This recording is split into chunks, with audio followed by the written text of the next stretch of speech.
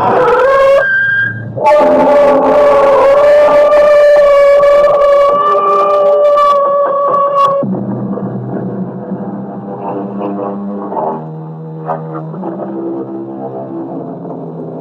in. I'm E.G. Marshall. Welcome. Doubly welcome this special eve, of course. If you look in Webster's dictionary under the word miracle, you can read the definition, an event or effect contrary to the established order of things. A wonder or a wonderful thing. This is the story of a miracle that took place at Christmas time, the very best of all possible times for miracles. And it begins with an ad which has appeared for 10 years in the Dawson City Times and the Thomasville Courier. We'll begin the advertisement with, if the owner of a Santa Claus suit rented to Jennifer Swallow will present his copy of the receipt to me, Jasper Crown, he will be you'd have to include your address and your phone number, etc. Of course, Jenny, we'll include that. He will be remunerated to whatever degree he asks, up to $1 million. Does that seem fair? Oh, it isn't fair. It's silly. The rental was less than $1. Why should it be worth any more than that? Maybe you'll never know, but I will. And everyone else who hears this story will know.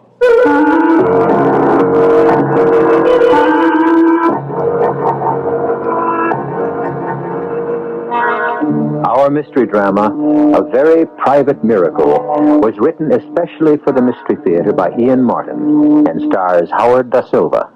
It is sponsored in part by Sign-Off, the sinus medicines. I'll be back shortly with Act One.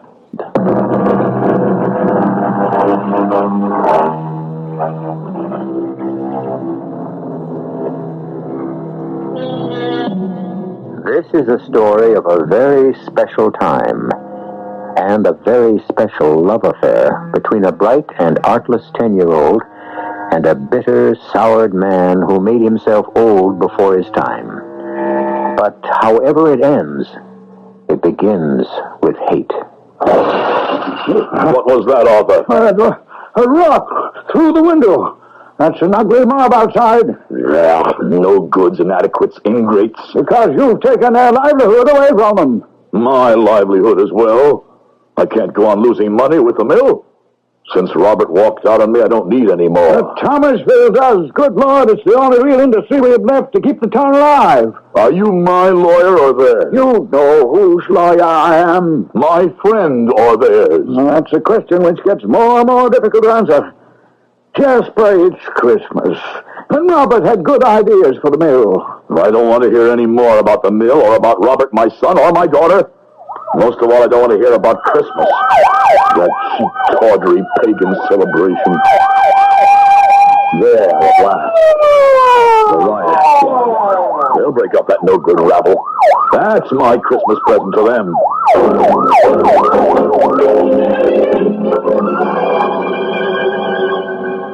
Finally, the police have dispersed them. Cowards all. A mob has no courage. Well, what are you going to do about the window? Close the room off. Heaven knows there are enough other rooms for me to wander through alone since I've been deserted by my family. Well, that's scarcely fair to Emily. Emily? Did I once really have a wife? Was there some warmth in this house? While my sister lived. Well, she's dead. Too many years ago for me to want to count. There's no one left but my housekeeper and me. At least Mrs. Murchison hasn't deserted me, as you want to. Go then, Arthur, go. It's safe now. The papers are all signed. I won't execute these till after the holiday.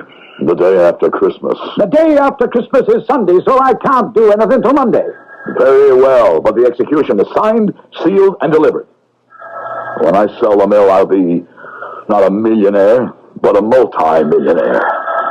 Or do you mean that crowd of hicks the police just chased away? You think I'm frightened of them? Oh, I didn't mean physically, and I didn't mean concerned either. I mean terrified for your immortal soul. Oh, don't trouble, I'll let myself out. Oh, Mrs. Murchison, if I don't see you again before the great day, Merry Christmas! And a Merry Christmas to you, Mr. Daly.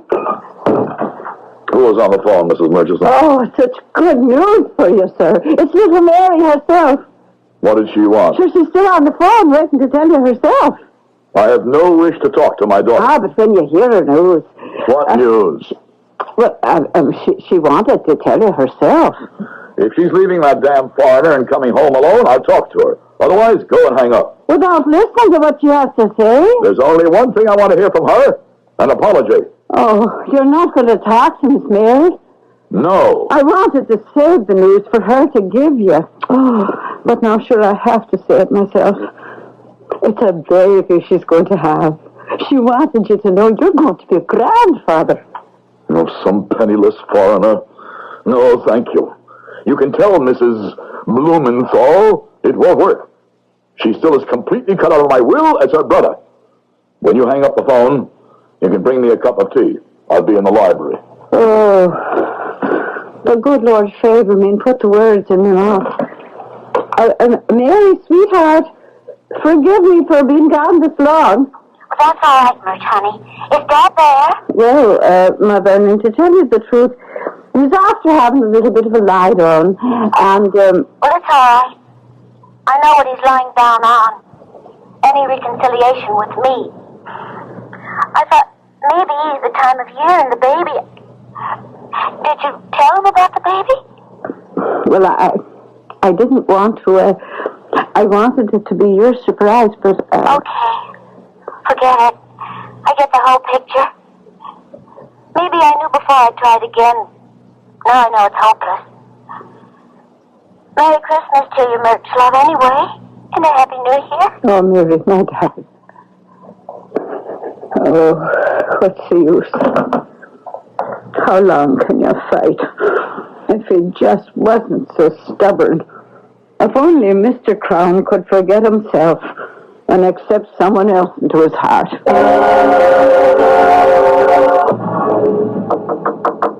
Come in.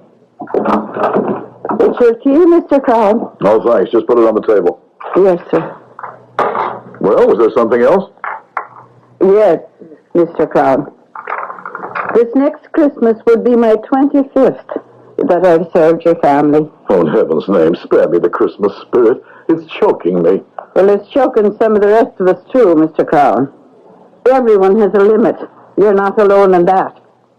I've just been talking to Mary, and I've lived through a long, difficult time in your family. I'm giving my notice. Before dinner? I honestly don't care if you ever eat again, or live. I just have time to catch the next bus. I'll send someone else to clear out everything that's left of mine in this house. I want no part of it, or you, ever again. A little while later, the front doorbell rang. With Mrs. Murchison gone, Jasper was tempted not to answer it. But when it rang again, some secret urgency drew him down the long corridor. On the walk, he winced. His elbow pained him, and the arthritis in his right leg jumped and sent shivers. Every ache and pain he had ever known seemed to assail him, till the magic moment he opened the door and saw, standing on the stoop, her freckles burning bright in her snow-white face, her pigtails stiff in the icy wind, Jennifer. And even though he didn't realize it, magic was upon him. Yes? Who are you? Jennifer Swallow. What are you doing on my doorstep? If you please, Mr. Crown, I'm freezing to death. Ah, you came here of your own free will? What do you want? I have a business proposition to put to you. Not interested. How do you know if you haven't heard it yet? Don't be rude. You're talking to your elders. Excuse me, I didn't mean to be rude. I'm just anxious. Anxious about what? My proposition. What I want to talk to you about. All right, what is it? I'm too cold to tell you here. My father says that no gentleman keeps a lady waiting. You're no lady, you're just a child. And you're no gentleman. You're What? You're a kind man that's going to offer me shelter. Very well, before we both freeze to death. Come in. Thank you. You shouldn't have let me in, you know. But you was. Get in. My father says you should never let a salesman get his foot in the door. Are you a salesman? Oh, no. It's just an expression, you see. In a manner of speaking, so to speak. What is it you want, young lady? My name's Jennifer. Jennifer. I'm not interested in names. All I want to know is what your business is here. Shouldn't you go into the parlor? No. You're kind of old. I thought you might want to sit down. Well, maybe I'd better. It would be much cozier. Very well, then. Follow me. Even though it is quite cold, it's very nice weather for this time of year. What? I'm just making conversation. My father says... I don't believe it. Believe what? I don't believe your father ever gets a word in edgewise with you around. All right, it's warm in here in the library. There's a fire. You can sit over there on the other side of the fireplace. Thank you. So many books. A lot of knowledge in the world if you young folks would take time to pick up some of it. Now, Miss Jennifer, just what is it you want? Well, it's at the church, you see. Nobody is working this year on account of you closed the factory down. You blame me for that? Oh, no. I mean, that's your business, of course. But it meant somebody had to do something special. About Christmas, I mean. I might have known it.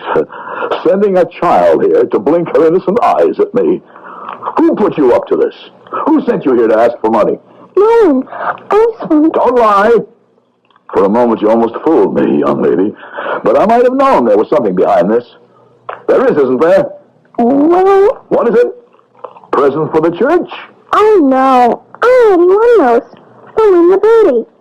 You what? I said I already got those. From Win the Booty. You know. No, I don't know. What is Win the Booty? It's on television. Don't you watch it? I don't have a television set. Oh, it's fun. The man asks you questions, you see, and then you have to answer them. And that's what you did? Of course. Why are you so surprised? I'm just amazed that you didn't ask him most of the questions. So you won some prizes, eh? Oh, scrumptious ones. So you see, we don't need you for that. You don't say. What do you need me for? Well, see, the presents are to be handed out tomorrow night at Christmas Eve. And we have no Santa Claus to do it. I wanted you for that. Of course. Because I'm rich and you thought that I might bring some extra presents. That wasn't it at all. Somebody else had an idea you should come here and ask me? No, sir. This was my own idea. Really? Just what's the matter with the guy who knows all the answers? Who? Your all-wise father. Oh, he isn't here this year. What's keeping him so busy? A first-class son of a gun. A what? His superior officer. My father's in the Navy. Both of them are. Who? My father and the first-class son of a gun. That isn't exactly what he called him, but I promise not to repeat the other. I see. Well, if it can't be your father, what's the matter with your minister? Nothing. I mean, as Santa Claus. Oh, too skinny and too serious. He never understands a joke. He's really an old stick. But what on earth would make you think of me, child? You don't just want me to be Santa Claus. You have an ulterior motive. What's an ulterior motive? You want me to do something else, don't you? Oh, that. Of course. You admit it. Oh, sure. We don't have a budget for the Santa Claus suit. So I thought if you'd be him, you could afford to rent it. Where are you going? I'm opening the door for you to leave. Jezebel. My name isn't Jezebel. Well, that's a matter of opinion. Just keep heading for the front door. And then you won't be Santa Claus? I'm afraid I'm not the type. You could be just perfect if you'd let yourself go. I wish I could believe that. Oh, couldn't you? Only one way I could. Well, how's that? You get me the Santa Claus suit, and if you still want me, I'll be your Santa Claus. Honest to Pete? Honest to Pete. Well, I'll try. But it's going to take a miracle if I do. You know, I wouldn't put it past you.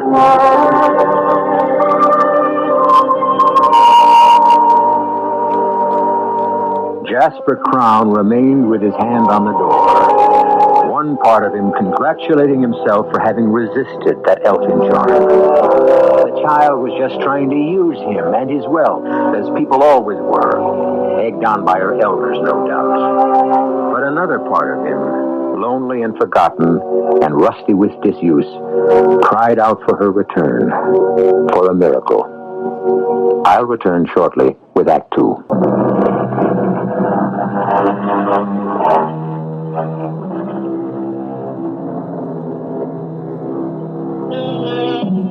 Never underestimate the power of Jennifer. That night, Jennifer broke open her piggy bank and counted her capital, $2.23. The following morning, she bought a return trip ticket on the bus to Dawson City, which cut into her budget to the tune of $1.62. Once she got there, she set her jaw and started to comb the city. It was well after lunch when suddenly the freckles were dancing across her nose and her pigtails vibrating with delight. For there, just as she told herself there had to be, was a sign saying, "Santa Claus suits for rent, dirt cheap." The proprietor was a wonderful man with a jolly round face and bristling white eyebrows and a shock of snowy white hair. As Jenny said afterwards, she almost wished he might be persuaded to come and play Santa Claus. But that's really a silly idea. He was too far away. I beg your pardon, miss. Did I say something? Well, there are only two of us here, and I didn't say anything, so I think it must have been you. There I go again, thinking out loud. You couldn't. Could you? Or didn't I think that part out loud? What part? About wanting you to come and be Santa Claus in Thomasville at our church tomorrow evening. Oh, I'm afraid I couldn't. Some other people are expecting me. Oh. But I can rent you a suit, you know, a Santa Claus suit. Do you see one that you like? Well, there are so many. What's this one made of? Red velvet with ermine trim. You like it? It is nice. How much would it cost to rent it? Well, now, that's a very handsome suit and quite cheap at the normal rental of $100. $100? Too much? Oh, much too much. Well, now, how much were you thinking of? 61 cents. 61 cents, eh? Now, isn't that a coincidence?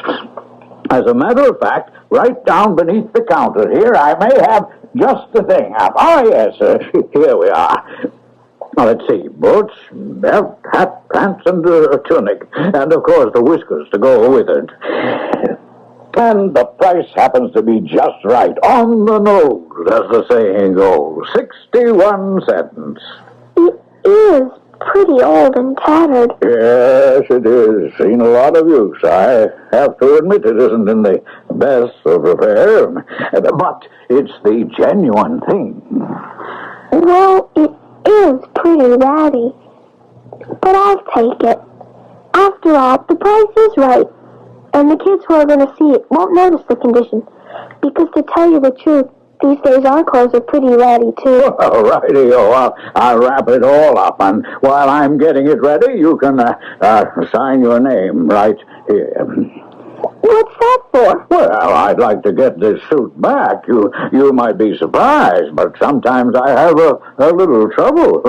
This way, if you shouldn't return it, anytime I want to claim it, I'll have proof that it's mine.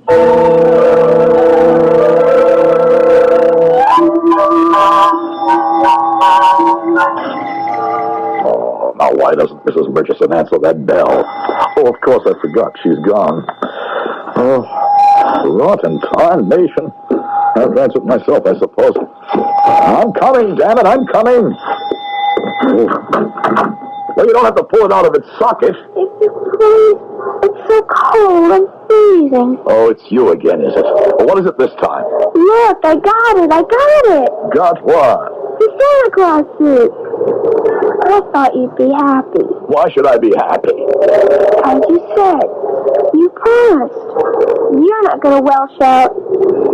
Aren't you even going to invite me in? So you tricked me into a promise I should never have given.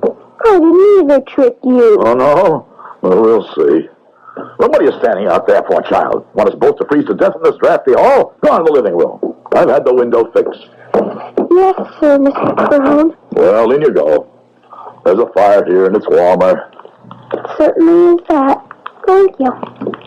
So you got the suit, huh? Yes, sir. How? That's my business. Didn't take you long to maneuver it once you found out I wouldn't fork out for it, huh? That's right, Mr. Crown. Well, sit down. Thank you. That all? Excuse me? I mean, can't catch your tongue, huh? You certainly had enough to say yesterday. Why so silent now? I'm disappointed. Why? Because you're not happy, too. About the suit, I mean. Why should I be? I don't know, Mr. Crown. But I was just sure you would be. Well, you're wrong. I'm not. I made a bargain, and I'll stick to it. You don't have to, if you don't want to. I won't hold you to it. I mean, an unhappy Santa Claus wouldn't be much good. Do you want to? Want to what? Be unhappy? No, to get out of it. I don't even know if I can get into it yet. Close your mouth. You look silly with it open. Oh, come on. The suit, the suit. Come on, let's see it. I can't help it. I mean, it is very difficult now. Oh, give me that stupid parcel. Stop fiddling. Can't spend all night on this. Oh! Good Lord, in what ragtag did you find this flea-bitten outfit, huh? Huh? I didn't either find it. I rented it. Rented it? And just what did you pay for this threadbare collection of junk? It cost 61 cents. How much? More, when you count my bus fare from here to Dawson City. $1.62 plus 61 cents. $2.23. My whole capital. And just where did you get $2.23? It was my tree money for Christmas, but I'd rather have a Santa Claus than a tree. So I broke my piggy bank, and I hate you. Oh, stop it. Oh, stop. All right, I'll be your Santa Claus. Oh, I'll even try the suit on now if you like. Well, if you still want me, that is. I'll be a pretty gruff Santa Claus, but... Oh, shall I try the damn thing on? Yes, please. After all, I spent the money. And something is better than nothing, isn't it? Honesty, Jasper. The startling white honesty of a child. It's what you've been looking for, grasping for. Something to believe in again. And yet, too late. Too late. You're so conscious of the age in your body, the bile in your gut, your loneliness, that rheumatic elbow, that gnawing peptic ulcer, the tight place around your heart. Or is what you fear most, your mean and tiny soul. And while Jasper thought these private thoughts, he was slowly putting on the Santa Claus suit, shaking his head at each tattered garment and worn accessory that went with it. But as he put each piece on, watching through Jenny's eyes, each separate piece seemed to shine suddenly as luxuriously rich and sumptuous as the velvet and ermine suit she had first seen. And the whiskers were pure white and thick and curly, and the boots were like the most expensive Moroccan leather. But the biggest miracle of all was in Jasper. Gone was the constriction from the heart. The nagging ache was no longer dragging at his stomach. The rheumatic arm was loose as a whip, and a magic sponge had wiped the lines from his face and the meanness from his heart. Oh, super! Gloriosa! It fits! It fits! Like a glove. You look so different. I feel so different. Do I look like Santa Claus? Not look, you are. You are Santa. It's just perfect. Only... Only what? Do you think you could, just a little, even smile? Not only could I smile, I even think I could laugh again. Oh, try, Mr. Crown, try. You could call me Jasper, Jennifer. And you can call me Jenny, Jasper. Hello, Jenny Jasper. Oh, Jasper, this is going to be a good Christmas. Oh, Jenny, this is going to be the best Christmas ever.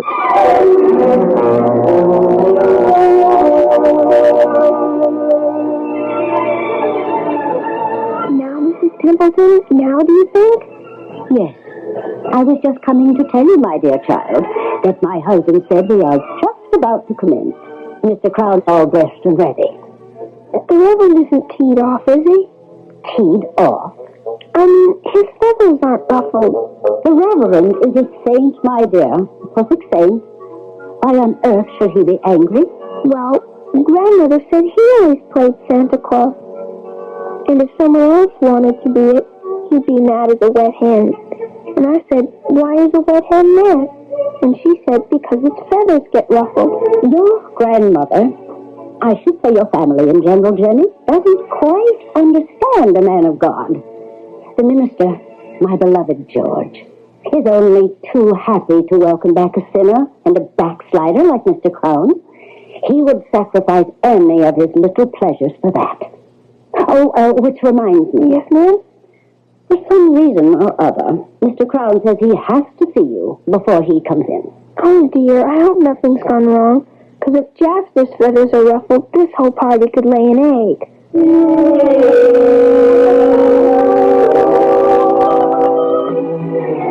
We'd never get rid of that old stork. I told you he was an old stick. In the mud. Now, what I needed you for was to know if I look all right.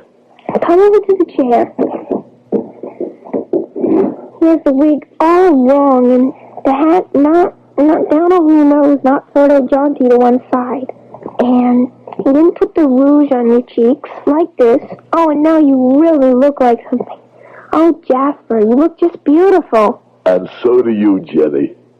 Oh, it don't matter. You're the star of this show. Now you go out there and twinkle. Watch my stardust.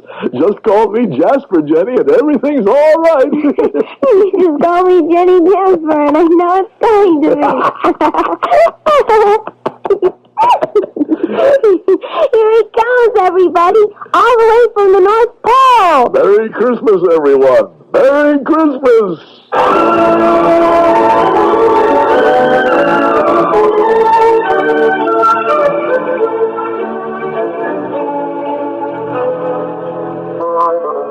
So there it is. We have all been witness to the regeneration of Jasper Crown. A child's drive and belief has brought him back to the precious gift of present youth and laughter. But is it a true conversion or only a momentary aberration? Is the magic of this moment in the Christmas legend, in the suit and in Jenny? What happens if he loses either or both? I'll be back shortly with Act 3.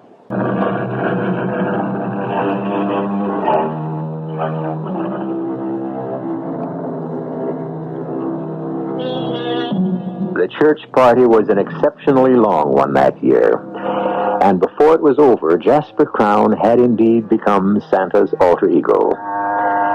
Many other gifts beyond those Jenny collected on Win the Booty were distributed, all of them from Jasper's generous purse. $50,000 to the church itself, another $50,000 to the community chest, and many smaller but not less welcome gifts. Then, with the party over, Jasper, after a long last hug with Jenny before she went home, returned to his own house. But however cold the empty old mansion might seem, Jasper, in his suit of red, was warm and glowing inside.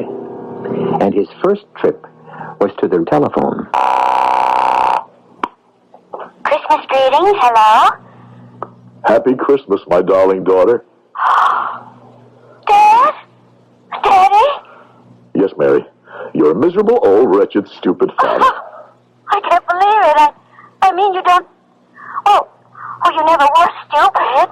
And you certainly don't sound miserable, old, or wretched. Well, I'm none of those, but I was stupid. How can I make up for it to you and Leon? Make up? Oh, Daddy, I wish you could be with us for Christmas. It's a little late for that, but I have another idea. I want to buy plane tickets for you and Leon to come visit me and ring in the new year with me. Oh, Daddy. A real good new year.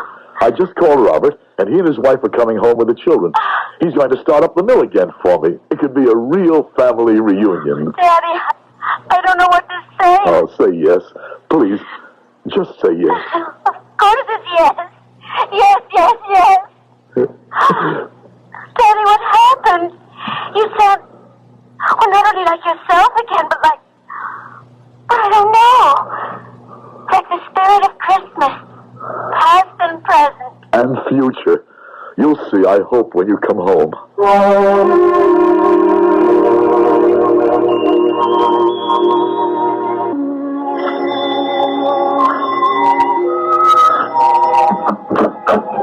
Mrs. Murchison, come in, come in. God and his angels be with me.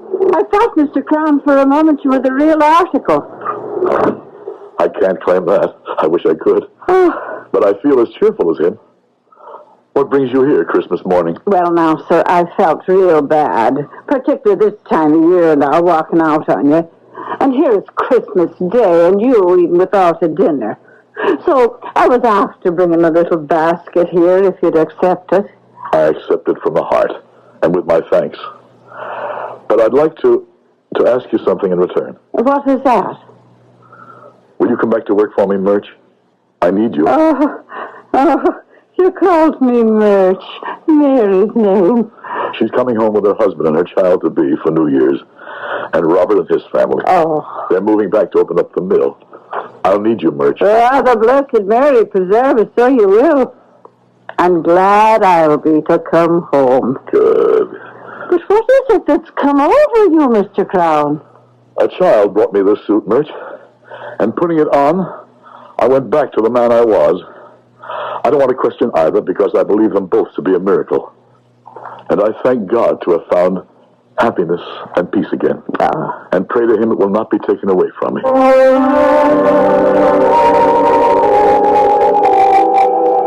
But every silver lining has a cloud, every sky a rift.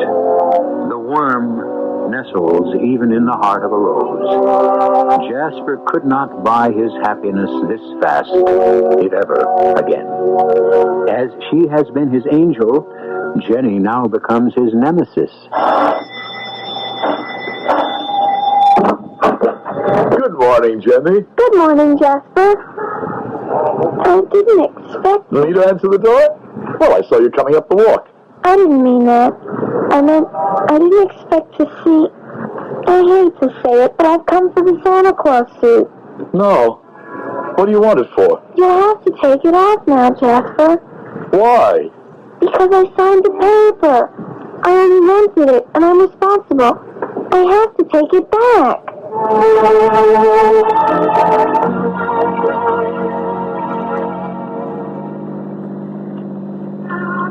It's funny to see you out of the Santa Claus suit again, Jasper. Oh, Jenny, I feel naked. It's the way I told you. But that's silly. You aren't the way you were at all. You're nice now. The way I always knew you were underneath. As long as I have the suit. As long as you have you. That's what counts. My father says, oh, wait a minute, tell the chauffeur, here's the street. Oh, I was sure it was this one. Try the next. You watch one side, and I'll watch the other. You're not watching, Jenny. That's because I've already looked all the way down. It must be the next block. Why are you looking so sad again, Jasper? Because I feel that way. Not even sad. Frightened, Jenny. Why? I like the way I am. I didn't like the way I was. And I'm afraid that if I let go of the suit, I'll go back to being what I was. Never. Anyway, when we get to the shop, you can always buy it. Oh, tell the chauffeur to turn here, to the right. Take the next right, Edwards. You sure this is it? Yes, I know. Because there's the hat factory, and the cigar store, and the man who cooks spaghetti in the window of his shop. And right there next to it... What? What, Jenny? Mr. Edwards, stop and back up. See, Jasper, it's a dead-end street anyway. And there's that big school, and the storage company, and then the Chinese laundry. And right here between it and the man who cooks spaghetti in the window was... Stop the car, Edwards. But, Jenny, there's nothing here but an empty lot. But there can't be, because otherwise, then it would have to be a miracle. Yes, that's what it would have to be. But that's impossible. Why? Because miracles have to be about holy things, and they have to be very old. Well, what's holier than Christmas? And it's pretty old. I must have made a mistake. We'll just have to keep... Little Jenny, listen to me. This is a funny thing to ask, but I ask it with all my heart. Don't let's go looking anymore, because we just might find him, and that's the thing I'm most afraid of. Why? Because then I'd have to give the suit back, and I might stop believing again. Oh, is that the time? The right time? Yes, what's wrong? I've got to get back to Grandma's fast. I'm catching a plane today. Edwards, home, step on it. A plane? Where to? Pacific. Japan. Back to my father. He's so lonely. I'm all he has. But Grandmother was getting old, and we were both going to spend Christmas with her. Only that first-class son of a... I almost said it. Anyway, the Admiral said he couldn't spare my father because of the general situation. Oh, what am I going to do? About your father? No, about the suit. Jenny, why don't you let me handle this? I'm here, and your father and you are going to be on the other side of the world. How could you handle it? Well, let me tell you, and we write it down as soon as we get home.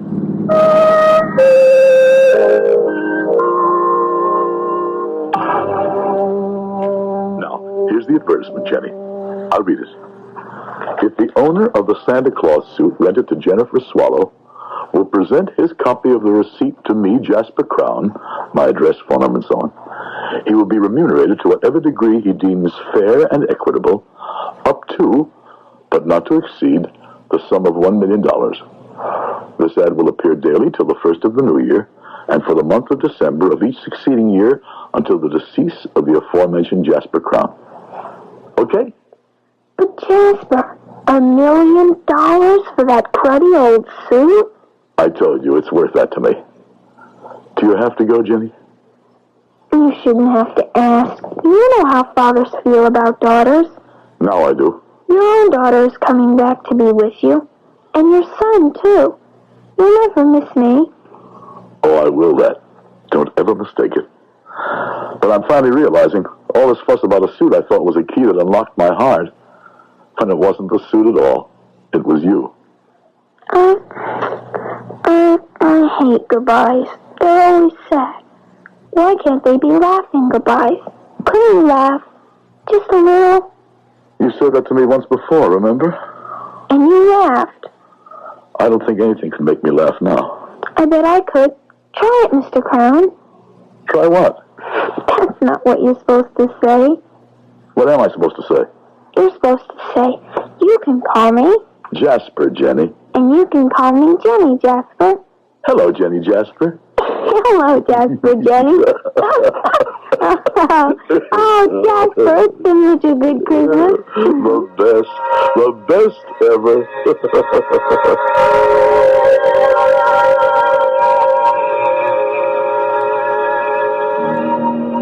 Jenny left, as she had to, and Jasper placed the ad in the paper. For 10 years, it appeared every December as Jasper lived out a full and happy life. His family, grandchildren, and his mill workers filling every Christmas for him. Until early this December, when he died, peacefully and quietly in his sleep, grateful and joyful to go join his beloved wife.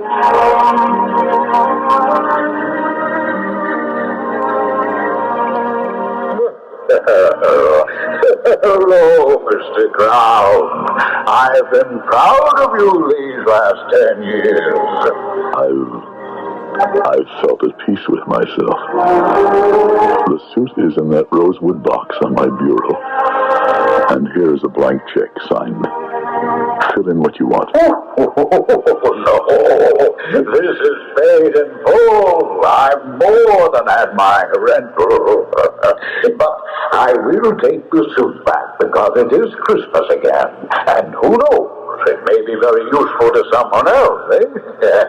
Now, excuse me, it's a busy season for me. Now, Roger, now, Dancer, now, Prancer and Dickens. Did you hear him, Jasper? I did. It's been most of it. Such a good life. And the best of it, you made. But I'm tired, Jenny. So tired. Say goodnight to me. Good night, Jasper. I wish I could wish you Merry Christmas. No, that's my little gift to you. Have as many and more as you brought me.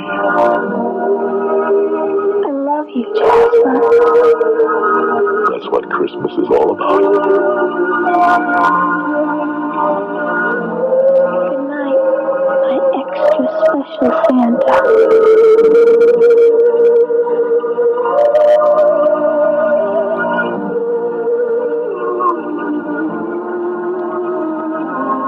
An event or effect contrary to the established order of things. A wonder or a wonderful thing. Webster's definition of a miracle. I'll be back shortly.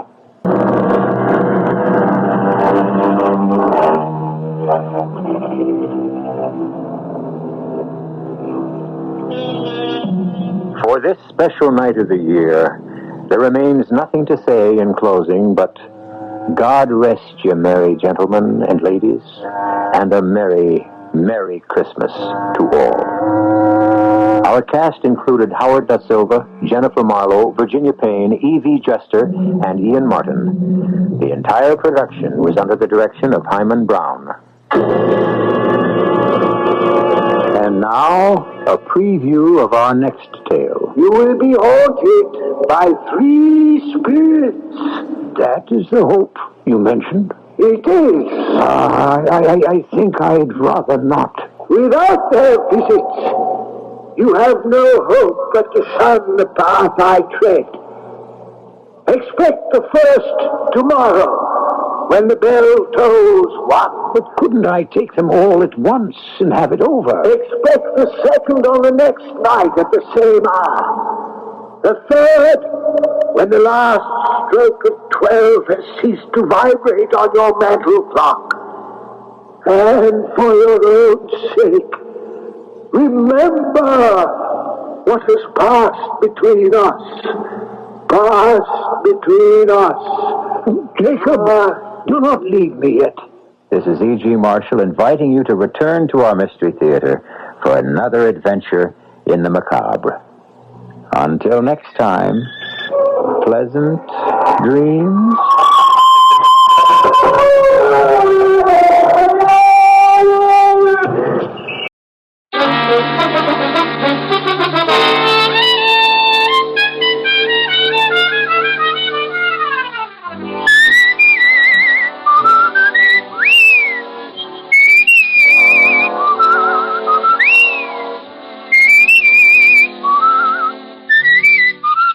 Here's Dick Powell as Richard Diamond, private detective.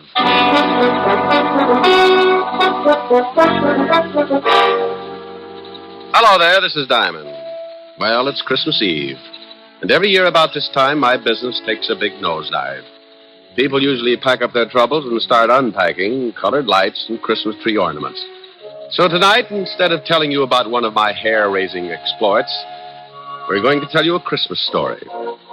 So with apologies to Mr. Charles Dickens, we'd like to bring you an adaptation of one of his most famous stories, A Christmas Carol. Now, I'd better explain something first. This version isn't exactly the way you've heard it many times before. Because of the particular type of characters I usually get mixed up with, this story is written to fit their talents and characteristics. Different from the Dickens original, certainly, but we feel that this story could easily happen today, anywhere. Like maybe right here in New York on a little side street just off the Bowery. So now I'd like to introduce our characters. Mr. Ebenezer Scrooge will be played by my good friend and guiding hand of the 5th Precinct Homicide Division, Lieutenant Walter Levinson. Walter? Otis. The character of Jacob Marley will be played by one of my dearest friends and constant companions. Otis, that's you. Huh? Oh, Sergeant Otis Loveloon. Loveloon. Walsh. Oh, sorry, Helen. Tiny Tim will be played by our corner newsboy. Johnny Rollins. Tiny Tim's mother will be played by my red-headed gal friend. Helen Asher. The rest of the characters will be played by members of the 5th Precinct Police Station. Officer O'Reilly. Officer Lund. Officer Lefkowitz. Sergeant Miller. The music will be furnished by the 5th Precinct Police Band, directed by Patrolman Worth. And now, our version of the Christmas classic, Charles Dickens' A Christmas Carol.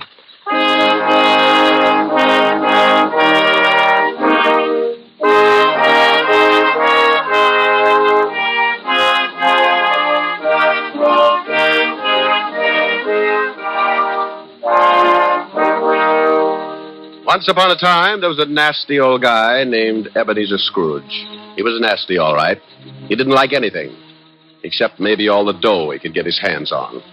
Scrooge had a little business that he started with his partner, Jacob Marley. The outfit was known as Scrooge and Marley Loan Company. But one day, poor old Marley just up and keeled over. So the boys along the big street gave him a nice funeral, and old Scrooge took over the business. Well, Marley had been dead for 7 years, and Scrooge lived alone in his little room over the office. And for a hobby, he hated everybody. He had a young guy working for him by the name of Bob Cratchit. Bob had a wife and 4 kids and made just enough to make ends meet. Scrooge used to ride him all the time. When it got so cold the polar bears complained, Cratchit would turn on the little heater, and Scrooge would say, Cratchit, what do you think you're doing? Turning on the heat, that's what I'm doing. My fingers look like popsicles. Well, I don't care if they come in 6 delicious flavors. Every time you turn on that heater, it costs me money. Business is not good, so get back to your work and turn off the heat. Oh, now look, Mr. Scrooge, I'm freezing. This pen ain't guaranteed to ride under ice. I tell you once more, get back to your work. Okay, Mr. Scrooge. I don't know why you worry about business. Why not just put up a sign, turn the joint into a skating rink?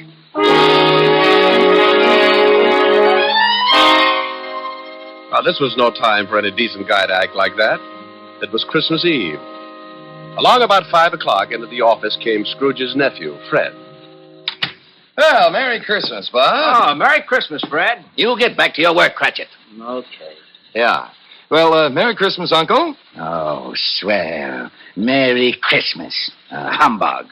Humbug? Yeah, humbug.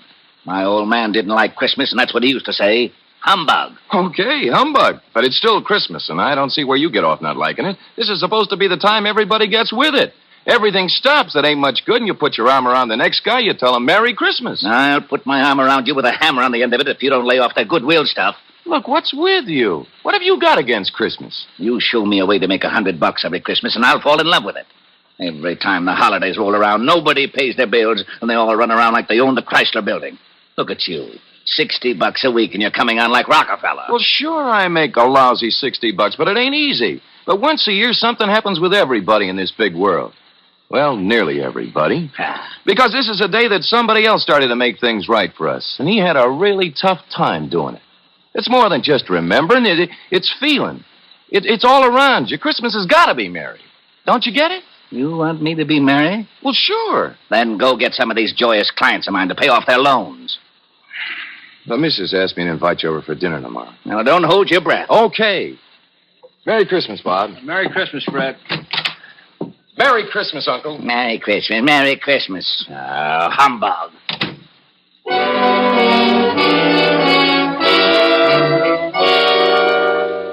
Late that evening, Scrooge went upstairs to his room, the room where Jacob Marley used to stay. It was dark in the little hall, and when Scrooge reached for the door, He looked up at the big brass knocker and saw... Holy cow. I could have sworn that was old Jake's face in the knocker. I must be working too hard. So in he went. A little shaky after seeing Jake Marley's face, but he just passed it off his nerves. He closed the door and locked it, then went over and sat down in front of the fireplace. He got a fire going and started to relax. But every tile around the fireplace started looking like Jake Marley's face. Oh, now, come on, Abe, old boy. You got to get hold of yourself. This is ridiculous, and I haven't touched a drop in weeks. He got up and walked around the room a few times, then went back and sat down again. He stretched, rested his head on the back of the chair. From somewhere a bell started chiming, and Scrooge sat straight up in his chair. He heard something else, too. Something from downstairs. What the? Oh, now, what is that? What's going on? Who's that? Come on, who's out there? Then all of a sudden it came right through the wall. Marley! Jake Marley. Oh, no. I got to stop eating lobster. Oh, it couldn't be. Hey, what's with you? Who are you? Jake Marley. Who else? You're dead. The deadest. But nevertheless, Jake Marley. His ghost. You're very sharp today, Scrooge, old boy. I don't believe it. You got eyes, ain't you? Yeah, and I got a bad stomach, too. That's who you are. Nothing but a bad case of indigestion. You don't think I'm a ghost, huh? Okay, maybe a good scare will change your mind. Whoa! Oh, no. Stay away from me. I believe you. Sold on the idea? Yeah, but why do you got to come to see me? Regulations. Every man is supposed to live his life and help his buddies. If he don't do it while he's alive, then he's got to do it after he kicks off. Oh! Now, stop that. Hey, what's with all those chains and things you got wrapped around you? Oh, these? Well, this here chain is like my life. Each one of these links is something I did wrong. But why do you have to hold it around with you? Why don't you check it someplace? Scrooge, old boy, when we was in business together, I never took time out to do any good. I just kept making a buck and figured that was enough. Well, now I got to pay for it. I got to haul this chain around and try to make up for all the things I didn't do when I was alive. But why come to me? Because you're going to end up just like me unless we do something in a hurry. Now, I haven't got much time, so you better listen. Oh, I don't want to be like you. I'll listen. Okay. You're going to have 3 visitors. You're going to be haunted by 3 spirits. Oh, no. It's the only way you can keep from being like me. When you hear that bell strike 1, the first one will be here. Well, I got to be going. You won't see me again, but you remember what I told you. So long, Scrooge, old boy. Your goosebumps can relax now. After the ghost took off, Scrooge just refused to believe it. Nuts. It's ridiculous. Humbug. Then he climbed into the sack and was soon snoring up a storm. When Scrooge awoke, it was still dark, and the bell from the church on 53rd Street was striking 12. He laid awake listening and thinking to himself. Oh, just a dream. Ghosts. Bah! Finally, he dropped off again and slept for about an hour. Then the big bell struck 1. 1 o'clock and I don't see no ghost. I knew it was something I ate. Ah! All of a sudden, a big light flashed in the room. The first of the spirits stood before him. Oh, Jake was right. Are you the first spirit that Jake said would come to haunt me? Yeah, you know it. Well, who are you? Me? I'm the ghost of Christmas past. Yeah? How long past? Your past. Come on, we're going to take a walk. Well, where are we going? Just relax. I'm running this tour. Well, let me get my pants. You got them.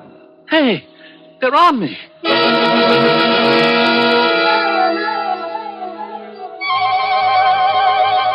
With that, the ghost of Christmas past grabbed Scrooge by the hand, and they both flew out of the window. Scrooge nearly lost his upper plate. But before he could yell for help, he was standing in front of a dirty, ramshackle old tenement building. You know where you are? Sure, I know where I am. This is where I was brought up. Even the garbage cans are the same. You had a pretty tough time when you were a kid, didn't you? The toughest. I wasn't very big, and the rest of the kids in the neighborhood were. I had more black eyes than a crow. You want to go in? What for? To see your folks. My folks died a long time ago. They're in there now. Come on. Well, the ghost took old Scrooge into the building and showed him a Christmas years past when he was a child with his family. Sure, it was tough living in two little rooms like that, but Scrooge remembered how wonderful it really was. What's the matter, Scrooge? Huh? Oh, I got something in my eye. You were pretty lonely when your folks, when they... Yeah. You know, there was a young kid that came around earlier this evening and sang some carols. I wish... Yeah, what do you wish? Oh, nothing. Come on. I want to show you another Christmas.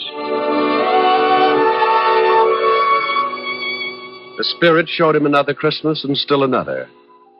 And you know, no matter how tough Scrooge remembered his childhood had been, it always seemed that Christmas was wonderful.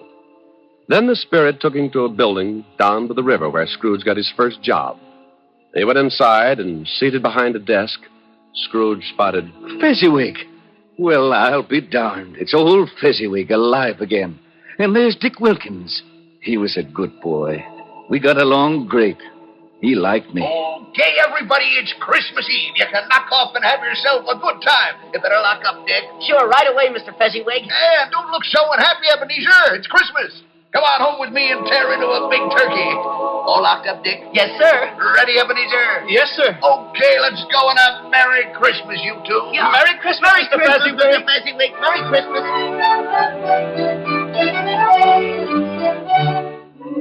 Then the spirit took Scrooge over to Fezziwig's house, and they saw the wonderful party that Mrs. Fezziwig had gotten together.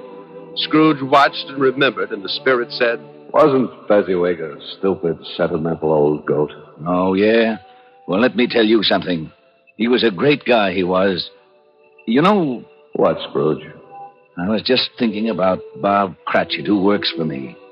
I think I'd like to do something for him. You know he's got a wife and 4 kids?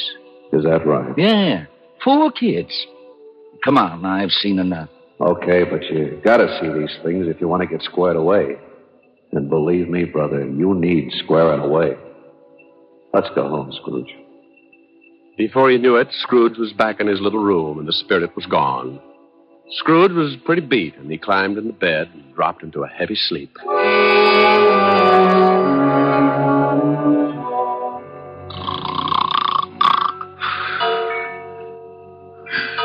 Huh? What's that? It's 2:00.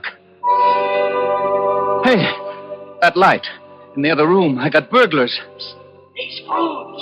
Scrooge, come on in. Who's that? What are you doing in the other room? Come on in. Take a look. It's pretty nifty. Hey, what is this? What have you done to the room? It looks like Macy's window. Where'd you get all the holly and the mistletoe? And how'd you get it in here? You like it?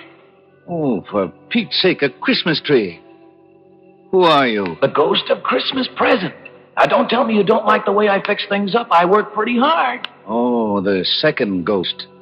Okay, take me wherever you want to go, but believe me, the next time I try the train. Come on, let's go.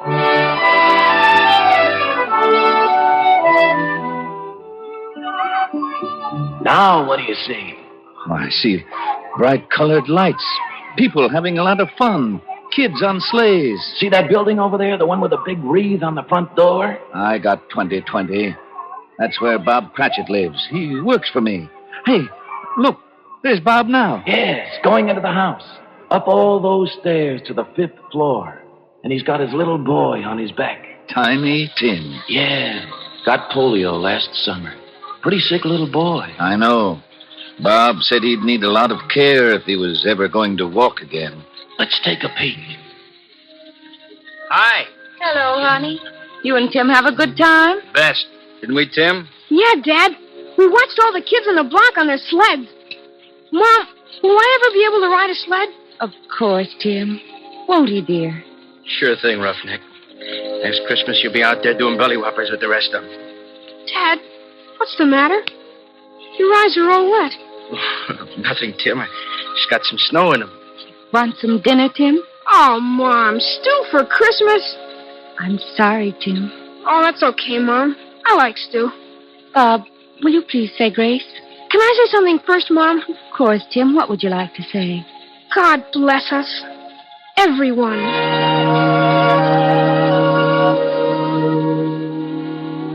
What's the matter, Scrooge, old boy? Got some snow in your eyes, too? Tell me something. Sure, if I can. What about Tiny Tim? Oh, can't say for sure.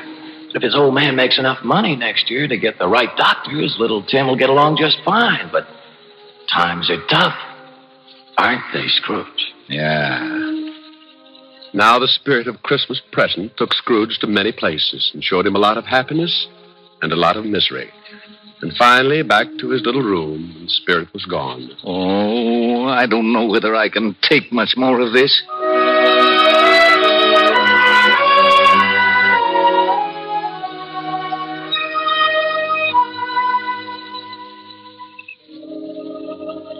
Then a new ghost drifted in. This was the worst yet. He was really done up for haunting. He was all dressed in black with one arm sticking out and pointing right at poor old Scrooge. This was the last one of the spirits. Scrooge's knees sounded like castanets on a reducing machine. Okay. You don't have to tell me. You're the ghost of the Christmas that hasn't come yet. You I'm really scared of. The ghost took off with Scrooge right after him. The city disappeared, and Scrooge found himself in the outskirts of town, standing in the graveyard. The night was howling like it was mad. And as Scrooge looked down, he saw... Hey, what's this? What's this stone? The black spirit stood still and pointed, so Scrooge leaned down and pulled away the bushes and saw it was a tombstone. Well, there's a name here. Ebenezer Scrooge. Oh, no. Look, not this. Believe me, I don't want this. I know I've done wrong, but I'm not kidding. I really know what Christmas means. It doesn't mean just today or tomorrow. It's every day of your life. I swear I'll do better. Only take me away from this. Let me try. Let me try to make Christmas right for me and everybody else. Please, don't let this happen. Give me another chance. Well, don't just stand there. Put your arm back in. You'll catch cold. Well, say something. Suddenly, Scrooge dropped to his knees and reached out for the spirit. But something happened. The spirit started to shrink. Then it collapsed. And when Scrooge looked up... What the... My bedpost. My own bedpost. I'm home. Oh, thank goodness. I lived the past and the present and the future, and now I'm home. Hallelujah. Spirits, wherever you are, believe me. From now on, things are going to be different. Oh, yeah. And thanks. Paper! Mine and paper! Hey, boy! Yeah? What day is this? It's Christmas. What's with you? Christmas. Oh, boy, I haven't missed it. The spooks did it all in one night. Boy! Yeah? Oh, it's you, Mr. Scrooge. How many papers have you got? I don't know. Why? Well, here's $5. Throw them away and go have yourself a Merry Christmas. Gee, thanks, Mr. Scrooge. And a Merry Christmas to you. Hey, boy, say that again. Thanks? No, the other. You mean Merry Christmas? Yeah, that's it. Merry Christmas.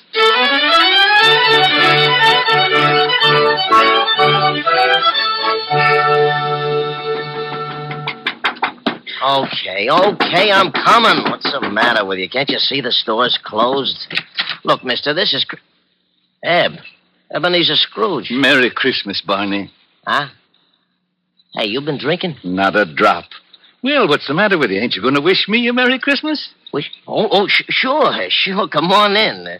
Wife's upstairs with her mother, but I got a bottle in the back. I think maybe you better have something strong. Look, your grocery store's closed, but you could still sell me a turkey, couldn't you? Well, I don't know. Well, you got a couple, they'll just go to waste.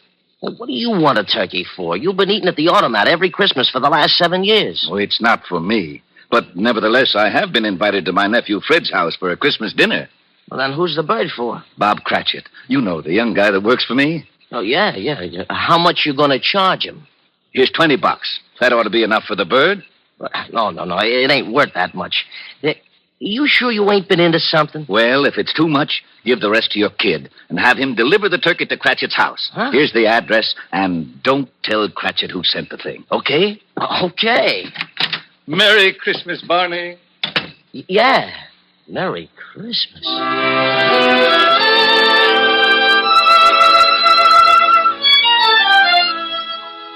Well, old Scrooge went back to his rooms and took out an old blue suit out of the mothballs. He shook it out, put a few creases in it, and went out into the street. The old boy was really with it. Everybody he passed, he greeted them with, Merry Christmas. Merry Christmas. Merry Christmas. Eh? Oh, Merry Christmas. Merry Christmas. Merry Christmas. Scrooge went to church and gave a large donation, and Father McCarthy nearly forgot his sermon. And then Scrooge went out on the street again and down into the Bowery.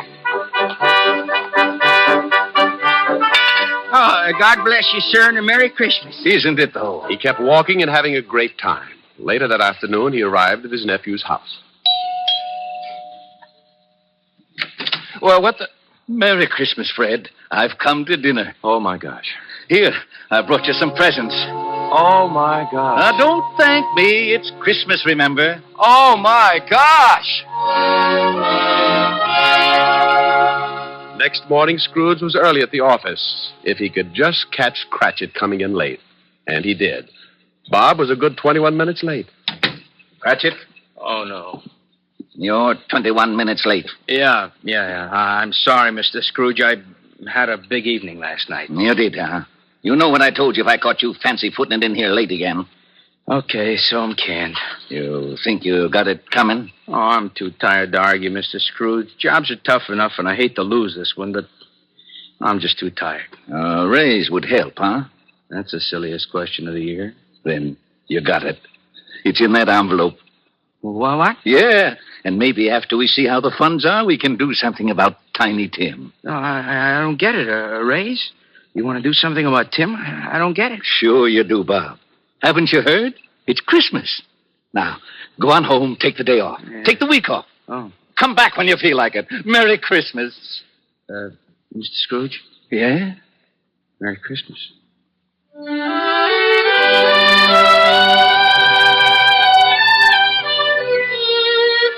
And Scrooge really did it.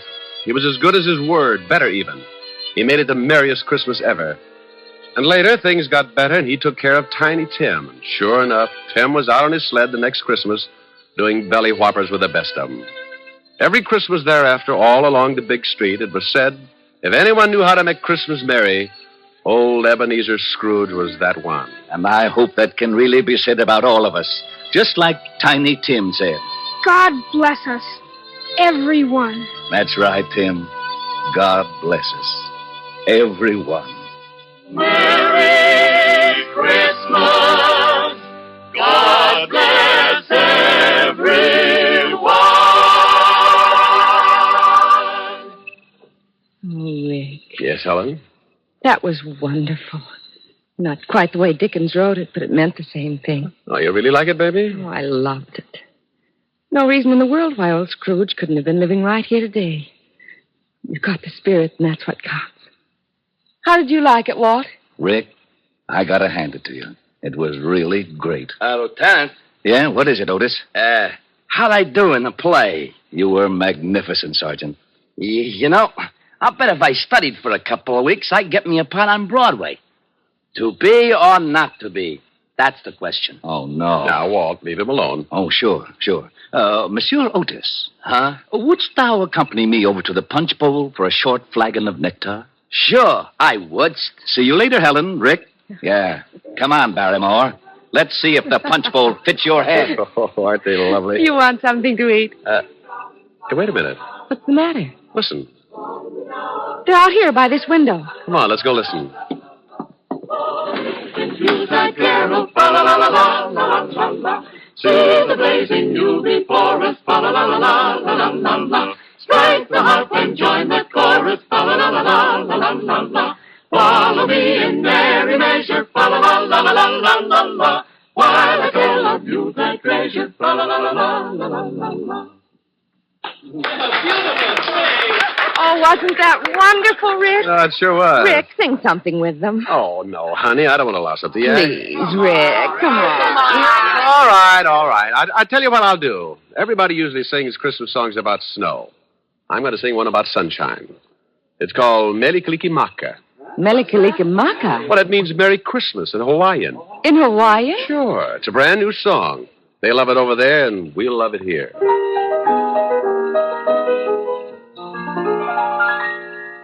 Melikalikimaka is the thing to say, and Haolimaka hee-ho. That's our Christmas greeting in Hawaii, and a happy new year, too. With the hope that Christmas may be green and bright, the sun to shine by day and all the stars that night. Melikalikimaka is Hawaii's way to say Merry Christmas to you. With the hope that Christmas may be green and bright, the sun to shine by day, and all the stars that night. Melikalikimaka is Hawaii's way to say Merry Christmas to you.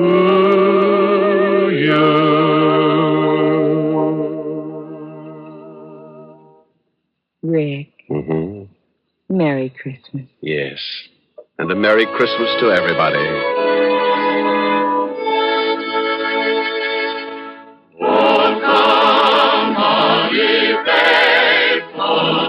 Joyful and triumphant, O come ye to Bethlehem. Come and behold him, born the King of angels. O come, let us adore him. O come, let us adore him. Oh, come, let us adore him, Christ the Lord. Down in Wilkes-Barre, Pennsylvania, radio station WBRE today is celebrating its silver anniversary of serving the people of the coal country with better programming. From all of us in Hollywood, congratulations to NBC affiliate WBRE on 25 years of broadcasting and best wishes for another 25. Dick Powell, as Richard Diamond, private detective, will return to the air at a new day and time, Sunday, January 15th. Till then, this is Eddie King relaying our best wishes for the holiday season. Now hear Home for Christmas and Hopalong Cassidy on NBC.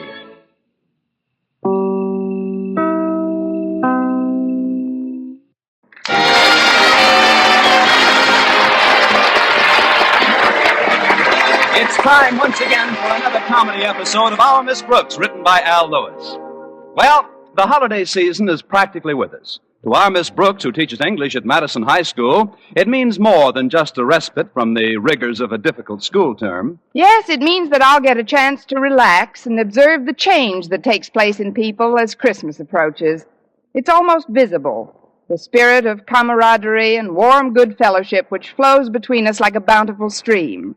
I only hope that this season our beloved principal, Mr. Osgood Conklin, will get a little on him. I was talking about his temper to my landlady last Friday morning at breakfast. I can't understand it, Mrs. Davis.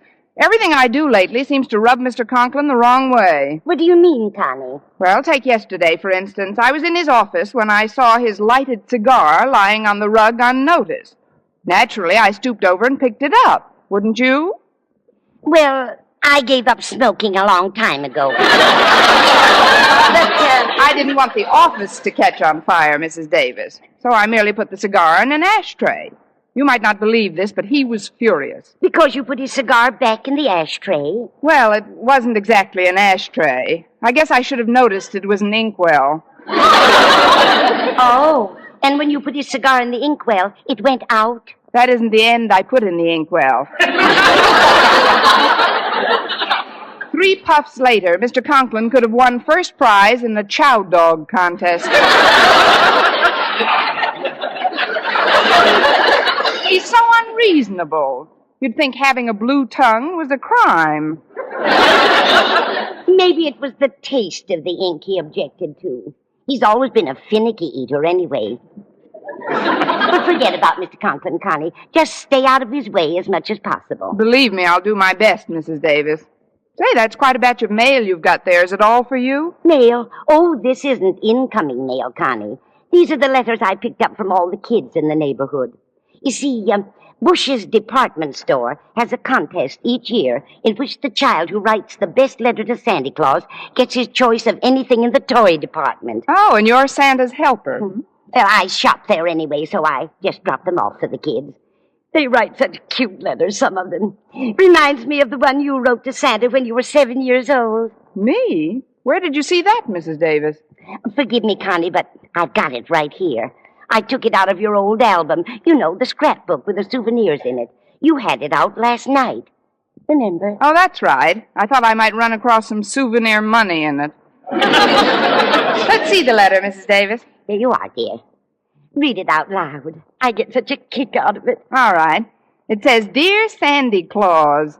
Look at this spelling. SandyClawsss. That's nice. 1 S for each claw. Read on, dear. I don't want you to bring me very much toys at all, 'cause then you would not have enough for all the other little children. Wasn't I a doll? Please, Sandy, just bring me a slate with some chalk and a eraser and some crayons and a ruler on account 'cause when I grow up, I want to be a English teacher. Signed, Connie Brooks, age 7. Isn't that touching, Mrs. Davis?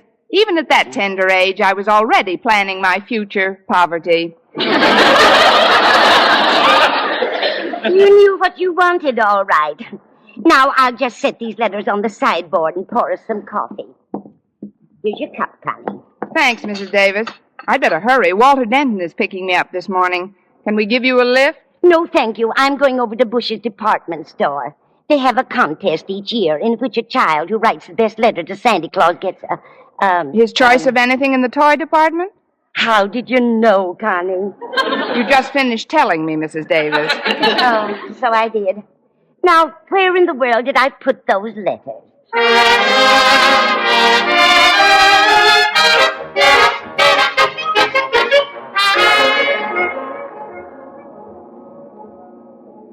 What have you done to your car, Walter? Seems to have quite an air about it this morning. It's nothing but your own aromatic presence, Miss Brooks. Well, thanks, Walter, but I'm not what I mean.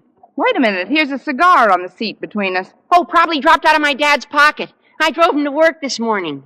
Say, do you mind if I keep it? It might make a nice good morning gesture to Mr. Conklin. I can use one at this point. Oh, sure. My dad's got a pocket full of cigars. But what's wrong with you and old Marblehead? Ew, Mr. Conklin. Are you in the doghouse, Miss Brooks? Where I am shouldn't happen to a dog, Walter. But maybe this little peace offering will help. Smells awfully sweet for a cigar. Oh, it isn't the cigar that has that sweet smell, Miss Brooks. That's Miss Enright.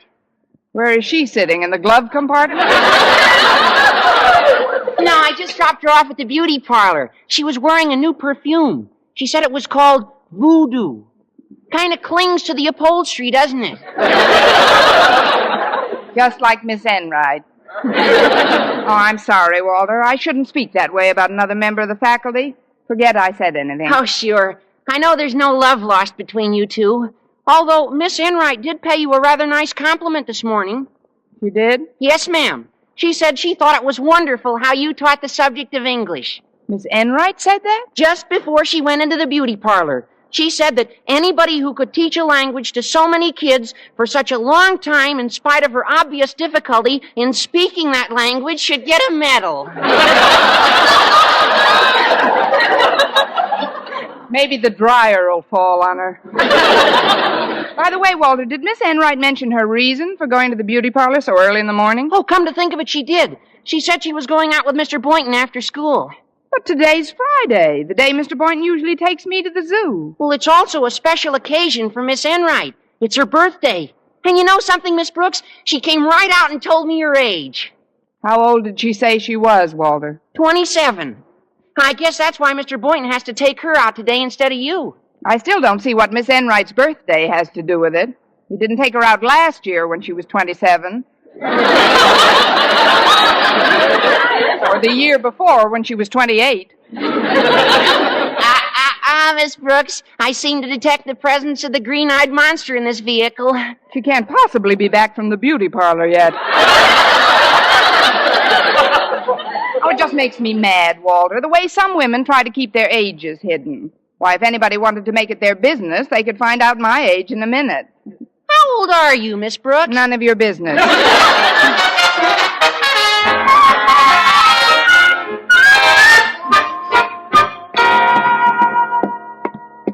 There's Mr. Conklin going into his office, Miss Brooks. Now's your chance to slip him that cigar. Right, Walter. See you in class. Good morning, Mr. Conklin. Good morning, Miss Brooks. Have a cigar? A cigar? Yes, sir. I just happen to have it on me. That is, a gentleman friend left it in my compact. Here. It's brand new, no ink on it. Thanks, Miss Brooks. Now, if you'll excuse me, I'll withdraw to the safety of my office while I'm still ahead. Yes. Goodbye, Mr. Conklin. Goodbye. Good morning, Miss Brooks. Hello, Miss Enright. Walter Denton tells me that today's your birthday. Why, yes, darling, it is. Happy birthday. And I shall bask in the warmth of that greeting all day. Well, I'm sorry, Miss Enright, but I don't think it's fair of you to make Mr. Boynton break a date with me just because it's your birthday. Oh, I didn't make him do anything, Miss Brooks. It's obviously a matter of preference. Put down a brightly colored gay silk scarf and an old gray shoe, and even a baby will reach for the scarf. Are you calling me an old gray shoe? Well, if it fits, darling, slip it on. Now, look, Miss Enright, I don't want to be rude to you on this of all days, especially since I realize that your birthday is one holiday which has been celebrated in this neighborhood for countless generations. But every Friday, Mr. Boynton takes me to the zoo. That's very cooperative, my dear, but if the zoo wants you badly enough, they'll come and get you. Now, you really must excuse me. I've got to find Walter Denton's car. I left a cigar in the front seat this morning. Oh, was that your cigar? I thought you smoked a pipe. It's for Mr. Boynton. He's just a big overgrown boy when it comes to practical jokes, you know, so I bought that cigar for him in the magic shop. In the magic shop? Yes. It's an exploding cigar. Not dangerous, of course, just full of soot. Oh, no. Excuse me, Miss Enright, but I've got to get back to Mr. Conklin's office right away. Mr. Conklin, about that cigar I gave you, sir. Yes, Miss Brooks? Oh, God! Mr. Conklin, are you all right? Why, yes, Miss Brooks. I'm just dandy. But this soot all over my face. What do you suggest I do about that? Well, what can you do, Mr. Conklin? Get down on one knee and sing April Showers.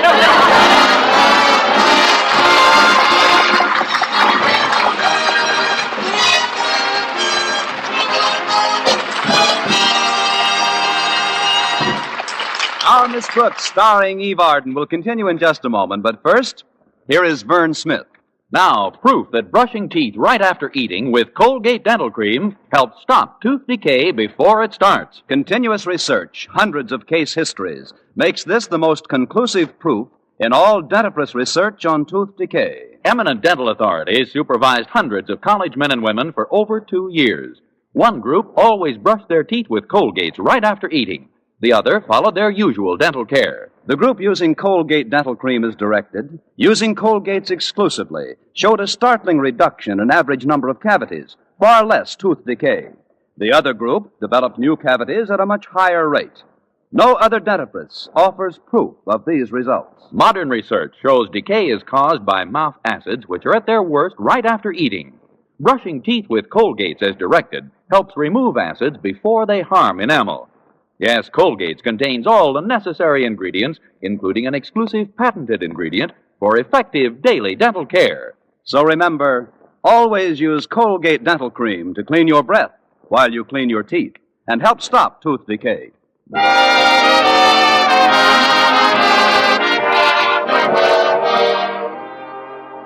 I finally convinced Mr. Conklin that the cigar episode should be included in my list of unpremeditated crimes.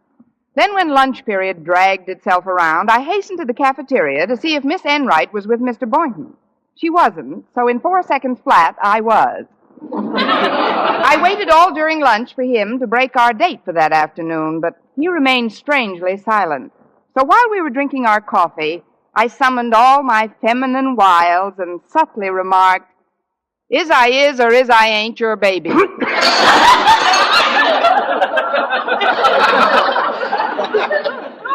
What did you say, Miss Brooks?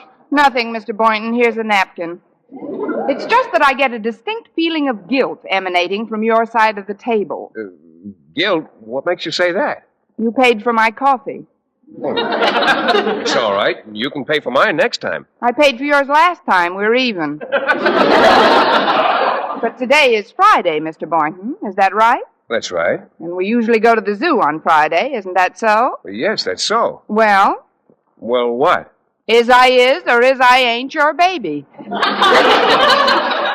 you mean am I keeping our engagement, Miss Brooks, well, a funny thing happened this morning. On your way to the rabbit's cage? Yes, as a matter of fact, I was in my lab when it happened. I remembered an appointment I made for this afternoon with somebody else. Namely? My grandmother.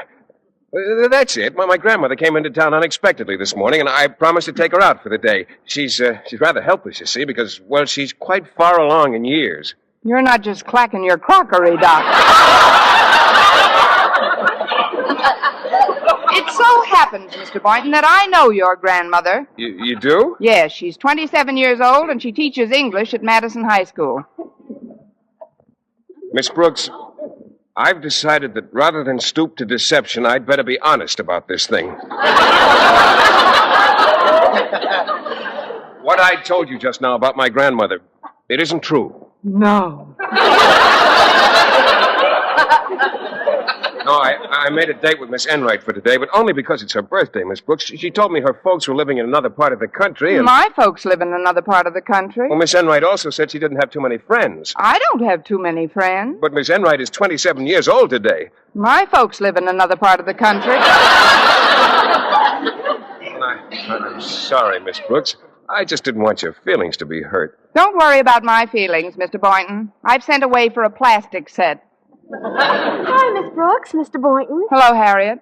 How are you, Harriet? Would you care to sit down? There's plenty of room at this table. Oh, thanks just the same, Mr. Boynton, but I've got to take this container of coffee to Daddy. Oh, is your father lunching in his office, Harriet? Yes. He says he's too embarrassed to eat in public today. There seems to be something on his neck he can't get off. The Board of Education? It's some black stuff. He didn't want to talk about it too much. Here, Harriet, let me take that coffee down to him. But it's the least I can do. You sit here and chat with Mr. Boynton, dear. He's very good company today, loaded with stories. Well, all right, Miss Brooks, if you say so. Here's the coffee, and here's some extra sugar. Daddy likes it plenty sweet. Thanks, Harriet. I'll see you later, won't I, Miss Brooks? As we both get older, you mean? Please drop into my lab after school. Maybe we can work something out. Perhaps we can all have a date together. Fine. I'll bring my grandfather for Miss Enright.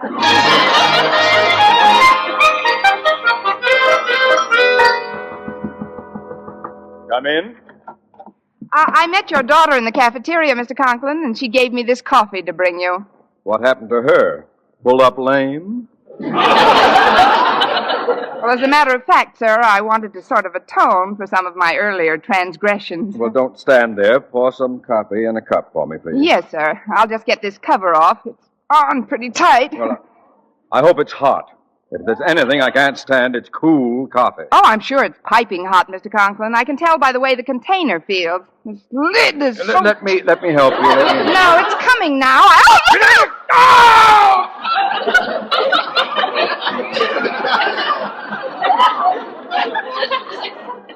It is piping hot. Observe the steam rising from my trousers where you Miss Brooks, yesterday you dipped my cigar in the inkwell. This morning you gave me one that exploded in my face. And now, thanks to you again, a container of hot coffee is running down my leg. Well, don't stand there, Miss Brooks. What have you to say for yourself? Is it sweet enough, Mr. Conklin?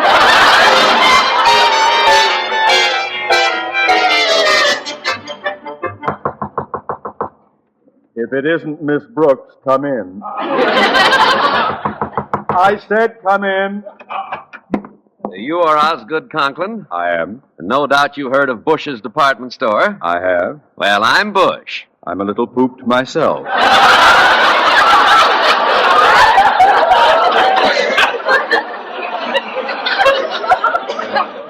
Sit down. I'll be brief, Mr. Conklin. Each year, my store gives away contest prizes to children who write in the best letters to Santa Claus. We like to choose some prominent citizens in our community to play Santa for this occasion. Hence my visit here. My dear Mr. Bush, if you're suggesting that I involve myself in the squalling clamor of hundreds of children in a department store, put it out of your mind. But, Mr. Conklin... You have no way of knowing this, of course, but I am a person with extremely high blood pressure and acute hypertension. Playing Santa to a band of yowling brats is out of the question. But I've invited all the photographers and reporters, Mr. Conklin. You'll get at the very least a 2-column picture in every paper. I'm sorry. It's absolutely unthinkable for me to 2-column picture?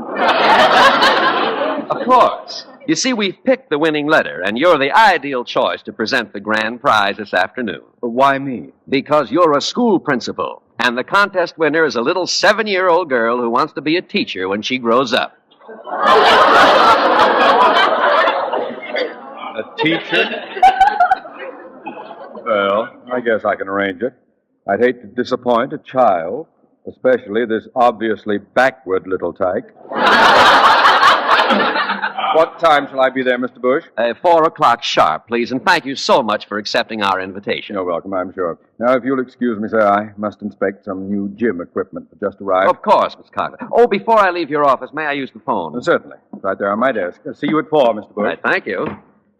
Santa Claus is coming to town. Hello, Mrs. Davis speaking. Oh, this is Mr. Bush of Bush's department store. My secretary gave me your phone number, Miss Davis. Told me what a grand job you've done of rounding up the children's letters in our Letter to Santa contest. I was glad to help, Mr. Bush. Thank you, Mrs. Davis. Now, there's just one bit of information I need from you. Do you know where, Connie Brooks lives? Connie Brooks? Certainly. She lives right here with me. Well, that's a coincidence. Could I speak with her? Not now. She's still in school. Oh, of course. It's not 3 o'clock yet. As a matter of fact, I was just getting ready to pick her up. One of the students in school with her usually takes her home, but he's busy today. I see. Well, Miss Davis, you can do me a great favor. Instead of taking her home today, bring Connie right over to our store. What for? You'll see. What kind of toys does she favor, Mrs. Davis? Toys. Connie doesn't play with toys. Oh, the serious type, eh? Well, bring her over as early as you can, Mrs. Davis, so I can get acquainted with her. She'll probably warm up a bit after a nice romp in the sand pile.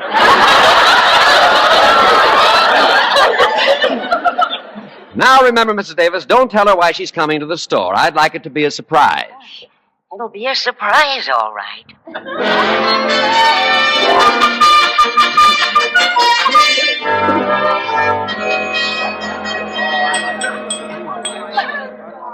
Now, will you please tell me what we're doing in Bush's department store, Mrs. Davis? I haven't enough money left to buy a Christmas seal, let alone do any shopping. Be patient, Connie. We'll find out as soon as I can locate Mr. Bush. I know. Let's cut out for the sand pile. It's right over there in the toy department. All right, but Oh, look, there's Mr. Boynton. Oh, hello, Miss Brooks, Mrs. Davis. Hello, Mr. Boynton. Excuse me just a moment, won't you? I'll go on ahead, Connie, and find Mr. Bush. Fine, Mrs. Davis. Well, Mr. Boynton, doing a little last-minute Christmas shopping? Oh, not exactly, Miss Brooks. Miss Enright asked me to come over here right after school. She's crazy about children, she says, and they're having some sort of contest here today. Where is she now? Oh, she's in the hardware department picking up a new roaster. She says next to children, she likes nothing better than cooking and housework. I bet she's terribly decent to animals, too. I'm sorry I didn't see you after school, but Miss Enright insisted we leave at once. After all, it is... Her birthday today, I know, Mr. Boynton. I had a hunch you two would wind up alone. Oh, we're only going to a movie, Miss Brooks. Donald O'Connor in Francis just opened at the State. It's the story of an army mule. Oh? That's where you're taking Miss Enright? That's right. What are you trying to do, start your own mule train? I just got the most charming pot, darling. Oh, you've acquired one of your own, haven't you, Mr. Bond? Hello, Prudence. Cooked any interesting children lately? Please, ladies, please, let's get over to the toy department. They're getting ready for the ceremonies. The spotlight was just turned on that platform. Oh, fine, Mr. Boynton. I just adore toys. Oh, why don't you act your age? Come along, Miss Brooks. I see Mrs. Davis right in the front row. Attention! Quiet, please, children. Quiet, children. Quiet. Here, without further ado, is your old friend Santa Claus.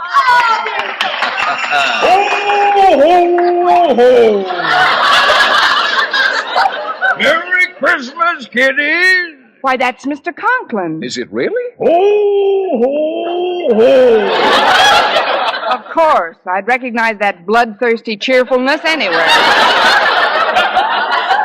Here you are, Santa. Here's the prize-winning letter in the contest. I suppose you read it out loud and will surprise the author, who I know is among those listening. Surely. It says, Dear Sandy Claus, spelled C-L-A-W-S-S-S. That's nice. One S for each claw. I don't want you to bring me very much toys at all, 'cause then you would not have enough for all the other little children. Isn't she a doll? Wait a minute, this sounds awfully familiar. Please, Sandy, just bring me a slate with some chalk and a eraser and some crayons and a ruler, 'cause when I grow up, I want to be a English teacher. Oh, no. Signed, Connie Brooks, age 7. Now, if this little girl will step up... Connie Brooks! Age 7? You sound like you know this girl, Mr. Conklin. Let's get her up to the platform. Where are you, honey? You, Mr. Bush, down here. I'm Mrs. Davis. Oh, hello, Mrs. Davis. The girl you're looking for is standing right here beside me. What? Who are you? I'm Connie Brooks, age 7.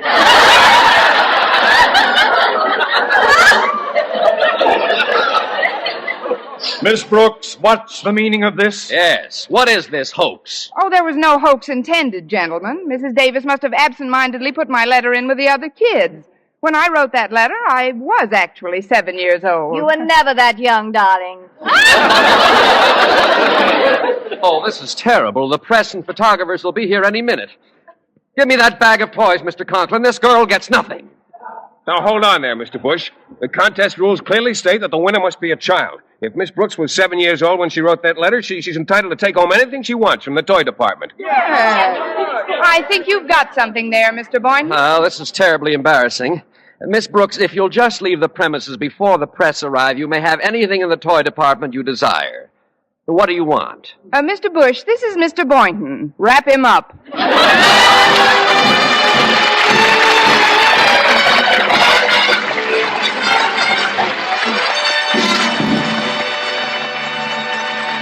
Eve Arden returns in just a moment, but first... Dream girl, beautiful luster cream girl. Tonight? Yes, tonight. Show him how much lovelier your hair can look after a Luster Cream shampoo. Luster Cream, world's finest shampoo. No other shampoo in the world gives Kay Daumit's magic blend of secret ingredients plus gentle lanolin. Not a soap, not a liquid. Luster Cream shampoo leaves hair 3 ways lovelier. Fragrantly clean, free of loose dandruff, glistening with sheen, soft, manageable. Even in hardest water, Luster Cream lathers instantly. No special rinse needed after a Luster Cream shampoo. So gentle, Luster Cream is wonderful even for children's hair. Tonight, yes, tonight, try Luster Cream shampoo. Dream girl, beautiful luster cream girl. You owe your crowning glory to a luster cream shampoo. And now, once again, here is Eve Arden. This Christmas, give yourself and your family the gift that keeps on giving. United States savings bonds, the present with a future. And buy savings bonds regularly. Start preparing now for those things you know you're going to want and need in the future. If you're on a regular payroll, use the Easy Payroll Savings Plan. If you're self-employed, use the Bond-a-Month Plan.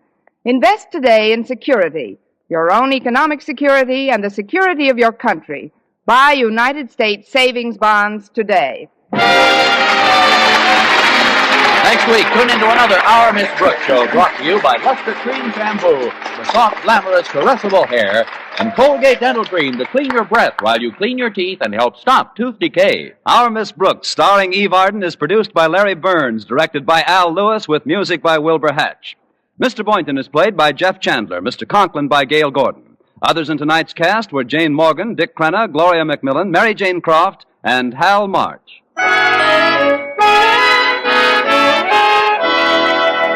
Here's good shaving news. 3 men out of every 4 can get more comfortable, actually smoother shaves with Palmolive brushless shaving cream. This is not just a claim. Here's the proof. 1,297 men tried the Palmolive brushless way to shave described on the tube. And no matter how they shaved before, 3 men out of every 4 got more comfortable, actually smoother shaves. Try Palmolive brushless yourself. See if you don't get more comfortable, actually smoother shaves the proved Palmolive brushless way. For mystery liberally sprinkled with laughs, listen to Mr. and Mrs. North, the exciting, fun-packed adventures of an amateur detective and his beautiful wife. Tune in Tuesday evening over most of these same stations. And be with us again next week at this same time for another comedy episode of Our Miss Brooks. Bob Lamont speaking. This is CBS, the Columbia Broadcasting System.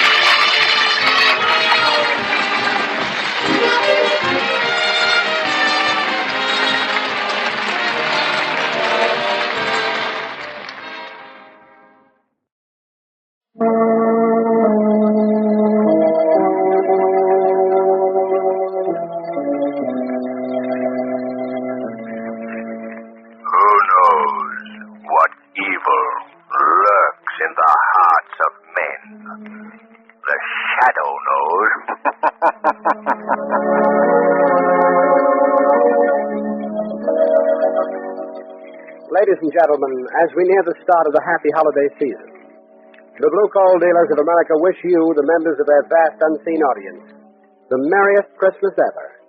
And they present as their special Christmas gift to you a heartwarming Yuletide adventure of the Shadow.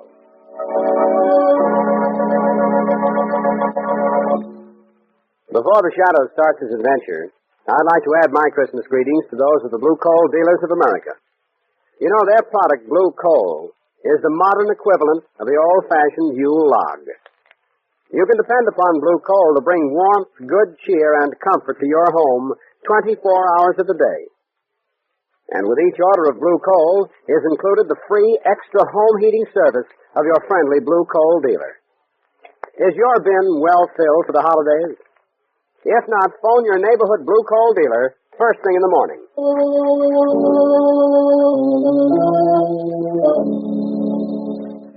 The Shadow, mysterious character who aids the forces of law and order, is in reality Lamont Cranston, wealthy young man about town. As the shadow, Cranston is gifted with a hypnotic power to cloud men's minds so that they cannot see him. Cranston's friend and companion, the lovely Margot Lane, is the only person who knows to whom the voice of the invisible shadow belongs. Today's drama, Joey's Christmas Story.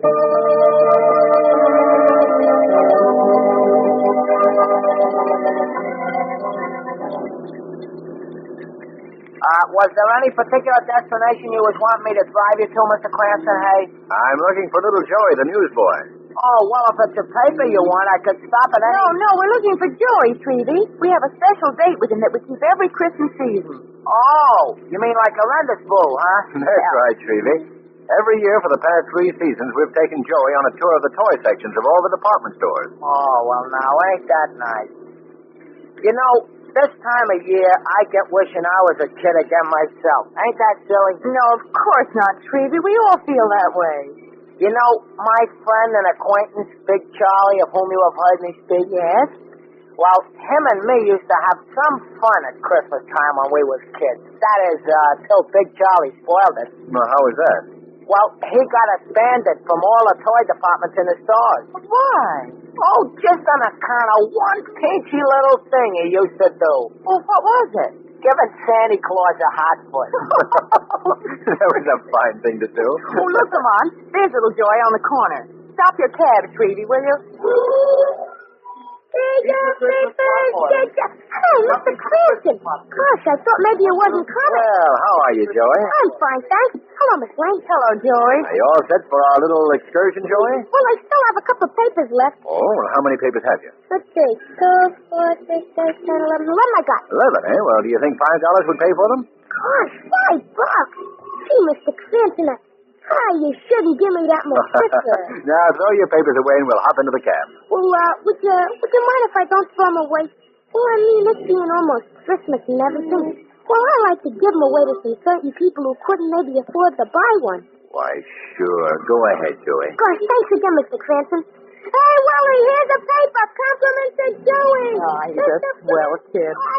Look at him. You'd think he was giving away $1 million. That's just about what it is to him, too. Yeah, that kid is a regular character. I hope he saves a paper for me, hey? Oh, Shrevey, I don't think you're on his charity list. That's what I get for owning a cab. I got rid of more but one, Mr. Cranston. Well, good. Let's get into the cab. Okay. That's it. Well, why'd you save the one paper, Joey? Oh, that's me old friend Hobo Sam. He gets a lot of good out of a paper. Really? How's that? Well, when he finishes reading it, he wears it inside his shirt to keep warm. And the evening record's the warmest paper in town. They should advertise that. As I said before, that kid's a character, huh? Well, you tell us where Hobo Sam can be found, and we'll stop off there before we go to the stores. He's down the street away. Hey, look, there's my pop. Hey, would you please go slow past this corner, Mr. Shrevey? Oh, sure thing, sure thing. Every invitation, thank you. Hiya, Pop! Hello, son. Pop, doesn't he look nice, though? I bet you that he's the best-looking street corner Santa Claus in the whole world. Joey, how long has he been doing that job? Oh, ever since the holiday season started. He kind of needed a job, too. You see, he ain't been able to get much work the last couple of years. Well, it's good that he's found something at Christmas time anyway, Joey. Yeah, that's what I told him. But the money he's been making on this job is going out for back rent and bills and things. It ain't really Christmas money. Oh, so your prospects for Christmas are still none too bright. Well, Mr. Cranston, I ain't worried. Pop will find some way for us to have a good Christmas. You see, when he's worried like of anything, me and him take a walk down by the dock. We sit on the pier and watch the water going by. You know, Pop says that watching the water like that makes him all easy inside again. See, I like going down there with him. You know what I mean? I know what you mean, Joey. Oh, I figured you'd probably... Hey, look! There's Hobo Sam. Hey, will you stop a minute, Mr. Shrevey? Yeah, to be sure, to be sure. Hey, Sam, wait a minute. I got something for you. Excuse me, please. I'll be right back. All right. I got a paper for you, Sam. Lots of ads in it, too. It's practically an overcoat. Oh, Lamont. I wish there was something that we could do for Joey's family as well as for him. We will, Margot. We will do something. But it can't be charity. They're much too proud to accept that. There must be some way to help, though. We'll find a way. Leave it to me. Okay, I'm ready, Mr. Clancy. Well, how did Hobo Sam like the paper? I say, were you glad to get the paper? Oh. Hobo Sam. Oh, Hobo Sam, yes. Oh, what's the matter, Joey? You seem worried. Well, I just found out something from Hobo Sam. Oh, what? He just told me that the father of one of the kids I run around with was on his way to a house on Water Street to murder a guy. What? A guy murdered, did he say, hey? Did you get the address? Yeah, 18 Water Street. Well, we better notify the police at once. They ain't time for that, Mr. Cranston, but you could help. How? Well, you got a reputation as a gentleman detective, like, and you could do something about this yourself. Well, Oh, there's a guy being murdered, Mr. Cranston. Very well. Shrevey, 18 Water Street, and hurry.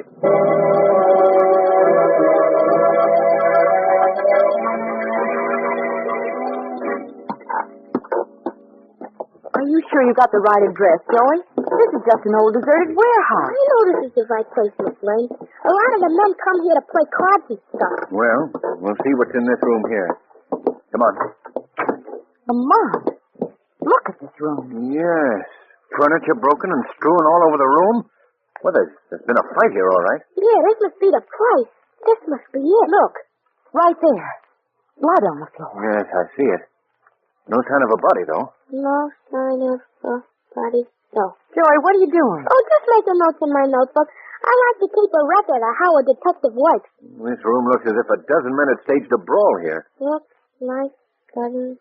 More notes, Joey? Yes, sir. I can't make head or tail of this thing. Dozens of clues and no evidence. Come on, look here. Yeah, what is it, Margot? Note, I found it on the floor. What does it say? Hurry to 19 West Street before another disaster occurs. Well, that's a mighty convenient message. They must have been expecting help. Come on. We're going to 19 West Street.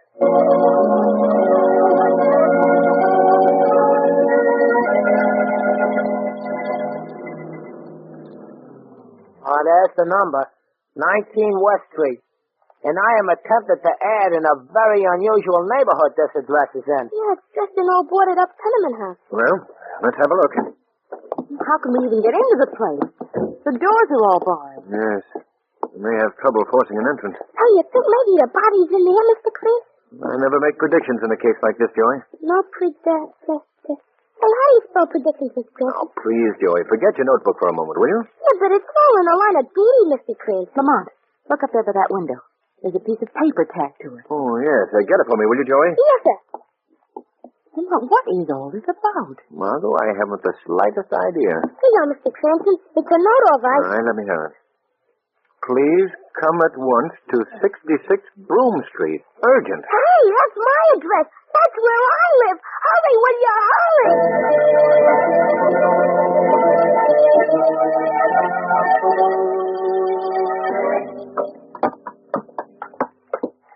Our spot is right on this floor. Up here's a sort of a storage place, like kind of an attic. Oh, I suppose we better look up there. Joey, what are you doing home so early? Oh, hello, Mom. I'm working on something. Oh, again, Look, Mom, please. This here is Miss Lane, Mr. Cranston. How do you do, Mrs. How do you do? Will your pop get home yet? Well, you know he has another hour to work in the corner. And what are you up to now, young man? He thinks there's a dead man up in the attic. A dead man? Oh, glory to heaven. No, don't be alarmed, Mrs. McNulty. It's just a superstition. Well, whatever it is, I don't like it. Oh, don't you really think that there's a dead guy up there, Mr. Cranston? No, I don't think so, Joey. Yeah, but them notes and the blood and everything in the warehouse. What about them? Well, don't that mean somebody's dead? Not necessarily. But it does in all the detective stories. You read detective stories, do you, Joey? Well, sure. I'm surprised at you, Mr. Cranston. I always thought that when a detective saw blood and everything... But I'm not even sure it was blood. It was so blood. How do you know? How do I know? Didn't I cut my own finger? I suspected as much. Yeah, but wait a minute. What I meant to say was... Well, I mean... You mean you staged this whole thing just for our benefit, didn't you? Well, Joey, did you do that? Well, maybe I sort of did it that. What did he do? What are you up to now, young man? Just a little game that Joey played on us, Mrs. McNulty. A game that sort of backfired. Oh, gee. And I thought I had it planned so good. You did, Joey. You just made one mistake. Only what? What? Those notes were all in your own handwriting. The same handwriting you used in your notebook. What do you know? Am I a dope? What was that? Joey, is this part of your game? No, I don't know nothing about that. Well, we better have a look up here in this attic. Wait there, Margot. Hey, I'm coming with you. That's the door right ahead. Hey, It's Mr. Murphy. He's been hit on the head. Hey, that's a nasty wound. Who is he, Joey? Well, Mr. Murphy's sort of the rich guy here in the neighborhood. And he's the meanest and stingiest in too. I see. What happened? What happened to you, sir? It's hit on the head. Well, who did it? I don't know. Blow came from behind. Hit me, robbed me. Hey, look, here's his pocketbook on the floor. Let me see it, Joey. Here you are. Well, there's still some money in it. $10. How much money did you have, Mr. Murphy? $75. Oh, that's strange. If it was robbery, why did your assailant leave you the $10? I don't know. Oh, he's pissed out again. Well, I wonder how the person who attacked him made his getaway. There are no windows in this room, and we were at the only door. Gosh, then it must have been... Oh. Huh? What were you going to say? Nothing. It must have been who, Joey? I didn't say nothing. Very well. If you'd rather not tell me, you'd better get Mr. Murphy down to your apartment at once.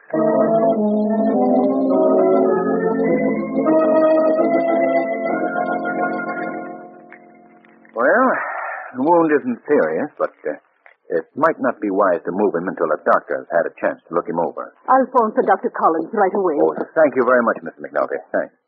Now, Margot, if you could get me some hot water, please. I didn't know you were home. Hey, Pop. I guess you were so busy cooking you didn't hear me come in. Oh, no, Pa. I'd have seen you. Hey, Pop, come on in here. Hello, son. What's going on here? Mr. Murphy, he got hit and robbed. Oh, well, no, that's too bad. Yeah, these are friends of mine, Pop. Miss Rand and Mr. Clancy. How do you do, Miss McNulty? How do you do? Mighty glad to know you folks. Well, I think we better be getting along, Joey. Yeah, I guess maybe you had. But let's make a date now to go to the stores tomorrow afternoon, shall we? Oh, sure, thanks. Goodbye, Joy. Miss McNulty. Oh. Bye. What do you suppose happened to that man, Lamont? I'm not quite sure yet.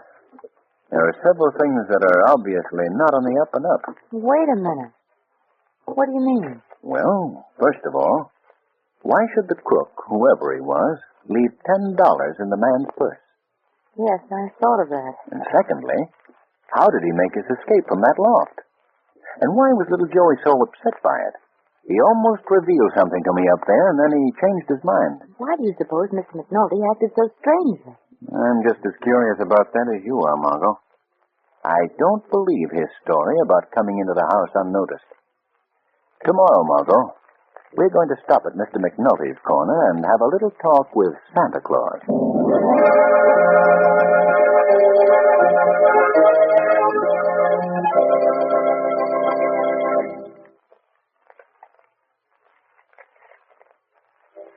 Before Lamont Cranston interviews Santa Claus, put yourself in his place for just a moment. If you had the privilege of a personal interview with Kris Kringle, what would you ask him to bring you? Well, maybe you ladies would ask him for a handkerchief, and possibly you gentlemen would put in a bid for some neckties. But if Santa Claus should bring you a sack full of blue coal, that would bring real Christmas cheer to ladies and gentlemen alike. For blue coal is America's finest hard coal. It burns better, banks better, distributes steady, long-lasting, convenient heat from cellar to attic of your home. And then supposing you got a blue coal automatic heat regulator, neatly done up in a special holiday wrapping, then you'd be doubly lucky, for you'd have the perfect heating combination for economy and comfort. Blue coal and a blue coal automatic heat regulator. But if you don't get the opportunity to interview Santa Claus personally, here's the next best thing to do. Phone your friendly blue coal dealer. You'll find him willing and eager to help you with any home heating problem.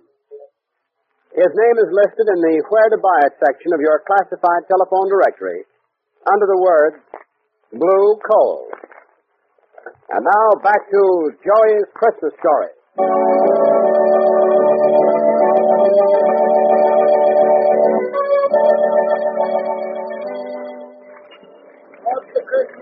Well, there he is, Margot. What you putting on the snow now? Good afternoon, Mr. McNulty. Oh, I beg your pardon. I thought that this was Mr. McNulty's corner. Well, it was till this morning. Well, what happened? Oh, he didn't show up, so I got his uniform and location. Well, Where is he, do you know? Well, they got me, mister. Maybe he's up at the North Pole getting the reindeer ready for the big run. Keep the pot boiling. Stuff him for over the here, folks. mantelpiece. Well, Lamont, what do you suppose has happened to him? I don't know. Something is wrong, though. I think that the shadow has a call to make at the McNulty flat.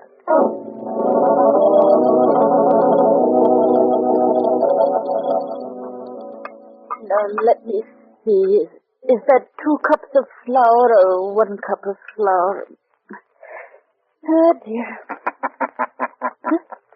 Mrs. McNulty. Who's that? Now, don't be alarmed, Mrs. McNulty. I've come here to talk to you. Where are you? Who are you? I'm called the Shadow. Don't try to find me. I'm standing right here beside you. But by my power, I've hypnotized your mind so that you cannot see me. I don't understand. What do you want of me? I've come here to help you. How? How? Where's your husband? I don't know. Please have confidence in me. He's in trouble, isn't he? Yes, Tim is in trouble. Is it about money? Yes. I guess you do know, don't you? Not the whole story. No, Tim's a good man, believe me. And what he done because, well, because of me and little Joey. Tell me about it, please. Well, last night, after the doctor come and took Miss Murphy home, Tim made me a present of $65.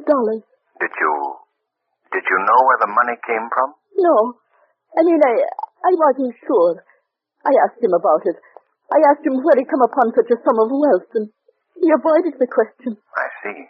All he could tell me was that this Christmas, Joey and I were going to have all the things he couldn't give us in the past. I understand, Mrs. McNulty. And this morning, after he went to work, I found this note from Tim sitting on the kitchen table. What does the note say? It says that he was the one that robbed Mr. Murphy. Oh, my Tim done that. My poor Tim. Did he explain why he did that? Oh, yes. That the money had been owed to him by Mr. Murphy for several years. He tried many times to collect it from him, but Mr. Murphy is, well, a kind of a stingy person, you see. So he chose that way of getting the money that was rightfully his. Yes, that was it. Oh, but he knew he'd done wrong in doing it that way. Tim knows that now. He knows that he'd acted in desperation, just for me and little Joey. That was the only reason. I believe that. It couldn't have been anything else.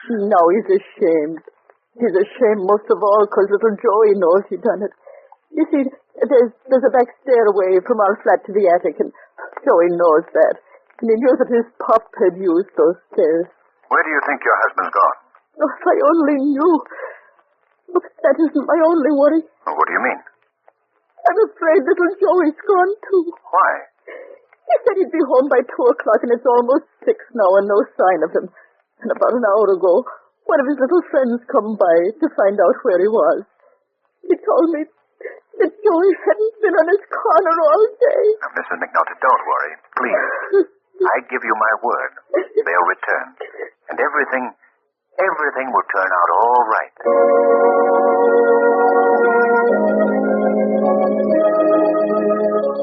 Well, what did you find out, Lamont? Joey's father was the one who robbed the man, all right. Oh, Lamont. Now both he and little Joey have disappeared. Oh, how awful. Oh, it's not that bad, Margot. I think I can find them on the docks at Water Street.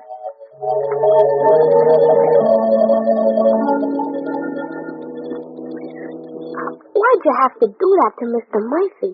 I don't know, son. Golly, we didn't need the money that bad. Ah, Joey, can't you understand? This year I wanted you and your mother to have all the things I couldn't give you in the past. I've been a failure, Joey.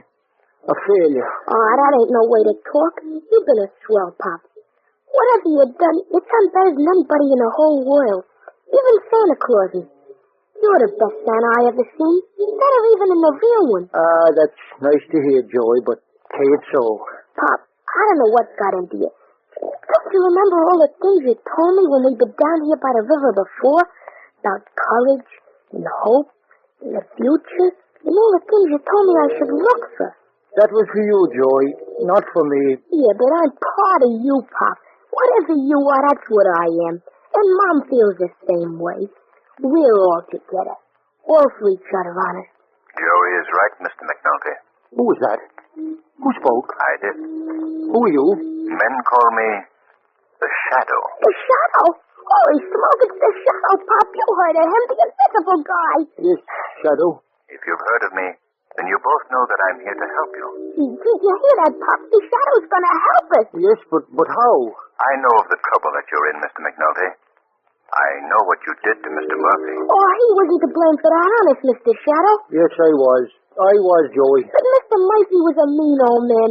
He had plenty of dough, and he owed Pop that money for years and years and never paid it to him. That's why Pop's done what he's done. I know. I realize that, Joey. Well, what I did was wrong, Joey, and I must pay for it. I'm going to tell my story to the police. Oh, no. I don't think that will be necessary, Mr. McNulty. There's another way. A better way. Well, what is it? I want you and young Joey to go to Mr. Murphy's house. Tell him what you've done. Oh, he'd send Pop to jail for life. Wait, now do as I say, please. I'll be there with you. I believe if you explain your reasons to him, honestly and sincerely, tell him why you did what you did to him, even as hard a man as Mr. Murphy will listen to reason on this night of nights, Christmas Eve.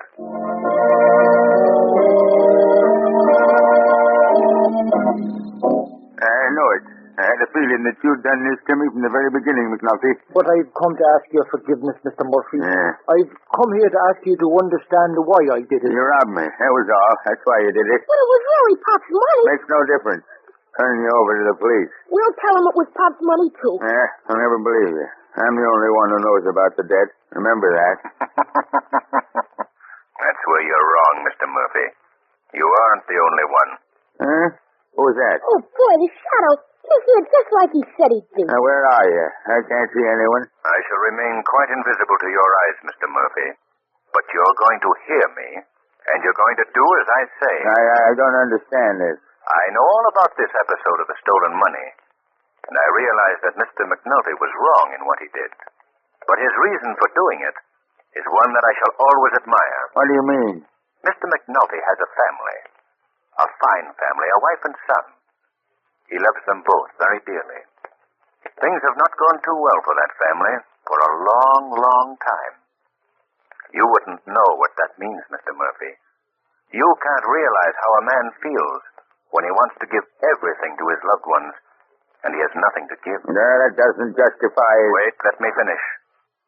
He never bothered you for that money you owed him, although many times he needed it. Very much. Then, Christmas time approached. He asked you for the money, and you refused. That $65 meant the difference between happiness and despair to his wife and son. And what he did to you, he did for them. I see. Do you know what Christmas really means, Mr. Murphy? It's a time of forgiveness, of man's goodwill to man. You must know that feeling. You must show it by letting bygones be bygones between you and the McNultys. I see what you mean. I want whatever has stood between you to be forgotten. Tonight, that young boy is singing in the choir at the cathedral. I want you to join him and his family. Go with them to the church. Open your heart and your hands in forgiveness to them and all mankind.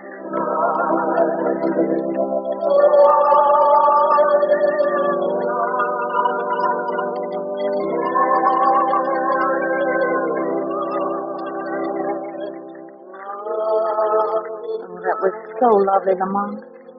Church, the choir, everything. Yes, it was beautiful.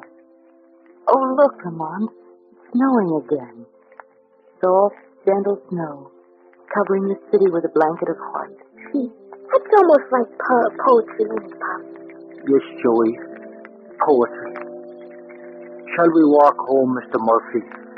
Yes, I'd like to very much. Come on, Mother. Of course. Golly, ain't that swell the way Pop and Mom and Mr. Murphy are friends and everything? Well, Joey, that's the spirit of Christmas. peace on earth, goodwill to men. Say, Mr. Craig, that's all right. I gotta make a note of that in my notebook.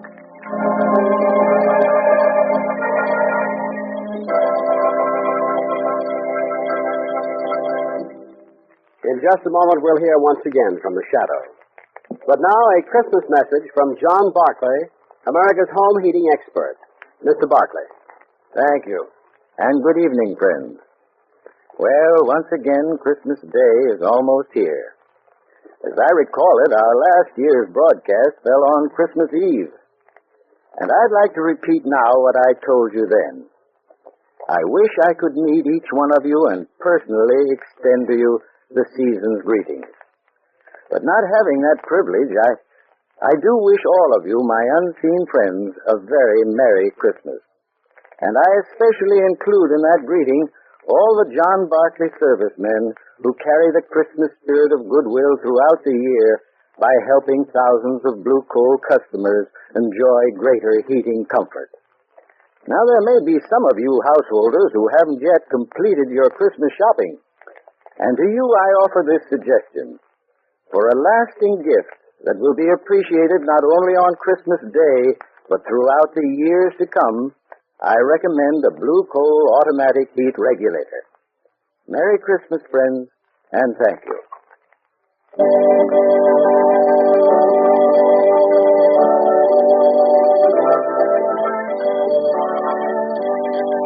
Today's program is based on a story copyrighted by the Shadow magazine. The characters' names, places, and plot are fictitious. Any similarity to persons living or dead is purely coincidental. The weed of crime bears bitter fruit. Crime does not pay. The shadow knows. Next week, same time, same station, the Blue Coal Dealers of America bring you an adventure of the shadow chock full of thrills and dynamic dramatic action. So be sure to listen. And be sure to phone your friendly Blue Coal dealer for greater heating comfort at less cost. We wish you a very Merry Christmas on behalf of our entire cast.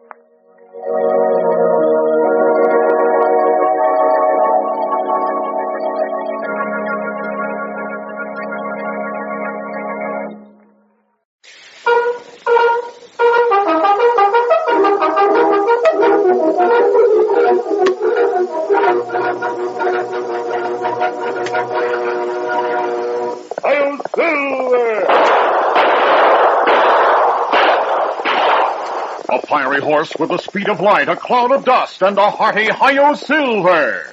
The Lone Ranger.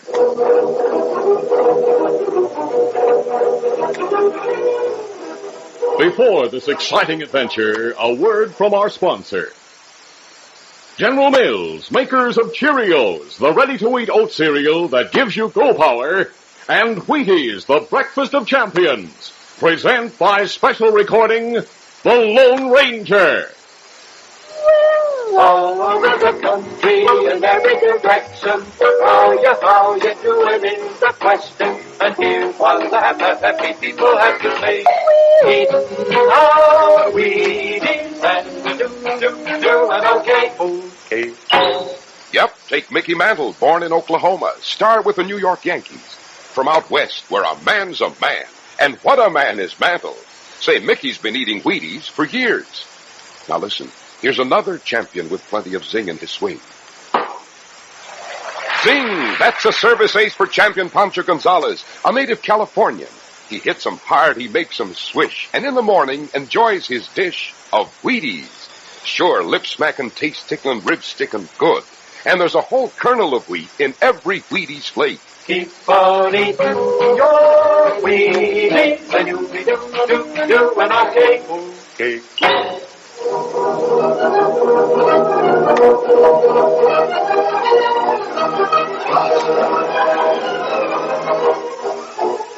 With his faithful Indian companion Tonto, the daring and resourceful masked rider of the plains led the fight for law and order in the early western United States. Nowhere in the pages of history can one find a greater champion of justice. Return with us now to those thrilling days of yesteryear. From out of the past come the thundering hoofbeats of the great horse Silver. The Lone Ranger rides again. Come on, Silver. Let's go, big fellow. Are you Silver? Hooray!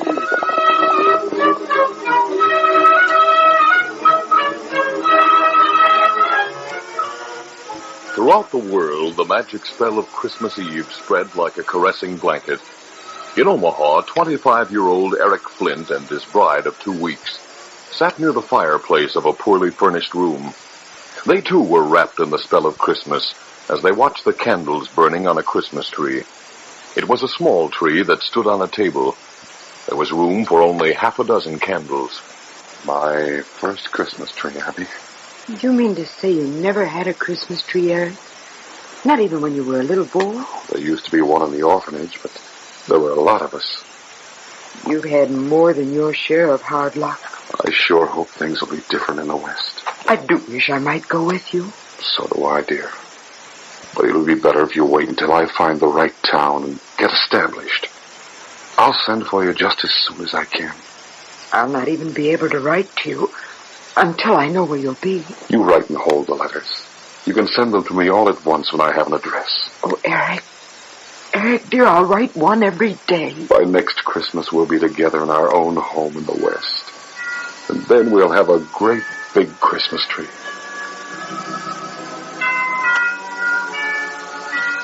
That was Eric Flint's first Christmas tree. Eric went west in January and met unforeseen hardship and discouragement. Finally, he found a job in Osage. His first letter since leaving Abigail in Omaha was written on Christmas Eve. At long last, I have found a position and a community that offers the opportunity to get ahead. I am working in the bank, and I think banking will be my career. Please tell me how soon you can come west to join me in Osage. I pen this letter by the candlelight of a tiny Christmas tree in this small town. That was Eric's second Christmas tree, his last for many years. Dear Abigail, I have waited 1 month for a reply to my letter of Christmas Eve. Sometimes the mails are robbed by highwaymen and Indians. This may have been the case, so I shall repeat what I said previously.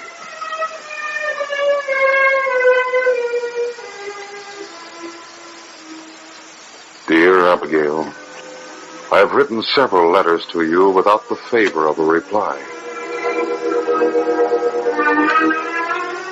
Dear Abigail, this must be my final attempt. Eric finally concluded that his long absence had killed Abigail's love. He wrote no more. In 10 years, he was one of the wealthiest men in Osage and one of the most despised. It was early on a Christmas Eve when he entered his office through a rear door accompanied by 2 men. All right, sit down. Cooper, you and Butch are good gunmen. None better. I'm hiring both of you as bodyguards. I've heard that a masked man's looking for me. Didn't Butch tell you? No. I was in Washoe when the masked man came there making inquiries. You didn't tell him where to find me, did you, Butch? No, but he'll find you sooner or later. Someone you outsharped in one of your shrewd deals? I don't know, but I'm taking no chances. I want one or the other of you near me at all times. Hey, get your... Oh, it's only him. Mr. Flint, I've got to see you on business. Well, then see me tomorrow during business hours. Tomorrow? Why, tomorrow's Christmas. What of it? Anyway, that'll be too late to talk about what I have in mind. I owe you some money. Your mortgage is due next week. If you'd extend that mortgage for 1 year, I'm sure I'll be able to pay. I never extend a mortgage. Mr. Flint, I came to ask you for $100 in cash. You could put it on the mortgage. $100? Well, if you think you then $50. No. You already owe more than you can pay. I'll expect the money next week. When the mortgage is due, I'll foreclose. You'll have to foreclose, but could you let me have just $20? You're getting my place dirt cheap. From $100 down to $20. What do you want the money for? Mr. Flint, want to buy my boy some things for Christmas. Christmas presents? He's just a little critter. He thinks Santa Claus will sure enough come to visit our house tonight. He's too young to know. He must learn that life is full of disappointments. The sooner he learns it, the better. All right, Mr. Flint. I'll have to tell my boy that...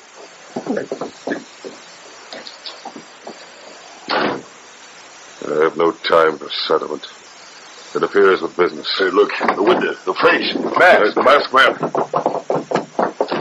All right, get him. There he goes. It's around the corner of the building. Well, get your horses, get after him. Bring him back dead or alive. All right, come on, Cooper. I'll see where that critter was looking for the boss. Get up.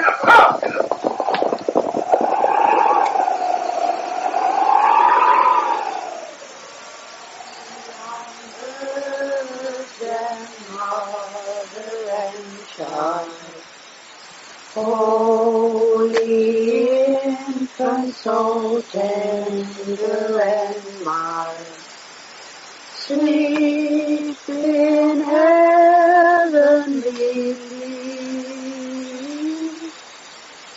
Sleep in heavenly peace. Hi, son. Oh, what's the matter, Dad? We must have a little talk, son. Kind of a man-to-man talk. Would you go to the other room, Mary? Yes, I'll go. Dad, is something wrong? Son, this sort of a bad year. Everyone's hard up. Sure, I know, Dad. A lot of folks are worse off than we are in other parts of the country. Well, old Santa has a pretty big job taking care of them all. I wanted you to sort of understand it, Donnie, because he might have to skip Osage. I didn't want you to be disappointed. Oh, you're fooling me. So I'll be more surprised when I see the Christmas tree he's going to bring. The things for you and Mom and the knife for me. But, son, I He'll be here. You just wait and see. All right, lad. Good night. Night, Dad. What did you tell him, Dave? Mary. What is it? Dave. That look in your face. I tried to tell him Santa Claus would never find people as far from everything as we are. But the faith of that child, Mary. What are you going to do? I'm going to have another talk with Eric Flint.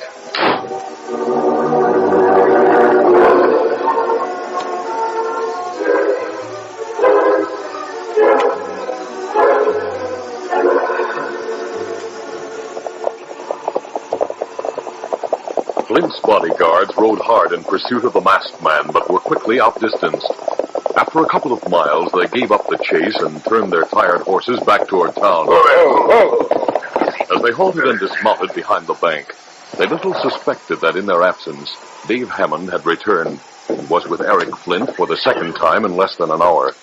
Hey, Hammond opened the door and found themselves staring into the muzzle of a heavy pistol. Step right in, but keep your hands at shoulder level. I told you I wanted one of you to be with me at all times. Now look what's happened. Kick that door closed with your heel. Now draw your gun slowly and drop him to the floor. Better do as he says. He's out of his mind. All right. Kick him toward me. Hey, boss, how'd this happen? How'd Hammond get your rope like that? He came in while you were gone. Threatened me with a club while he took the gun out of my desk. What is it, Hammond? A stick-up? Call it what you want. My son's in bed right now dreaming about Christmas. And by thunder, he's not going to be disappointed. Hammond, I'll make you pay for this if it's the last thing I do. I'm going to give Donnie a Christmas tree and presents if it's the last thing I do.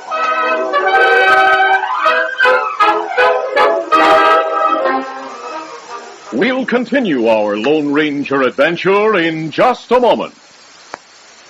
Jenny is 10 and is she good? She's skip rope champ of the neighborhood. She's so quick because she knows she's got go power from Cheerios. Yes, she's got go power. There she goes. She's feeling her Cheerios. Cheerios.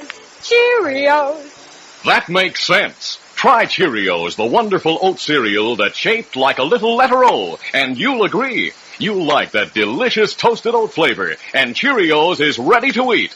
Just pour out a big bowl full, add good fresh milk, dig in, and start getting your go power. Because a Cheerios breakfast is full of vitamins, proteins, and minerals. And those are the good things you need to help build red blood, healthy bodies, and strong muscles. So enjoy your breakfasts every day with delicious Cheerios and milk and get that good go power. Then folks will say, she's feeling her Cheerios.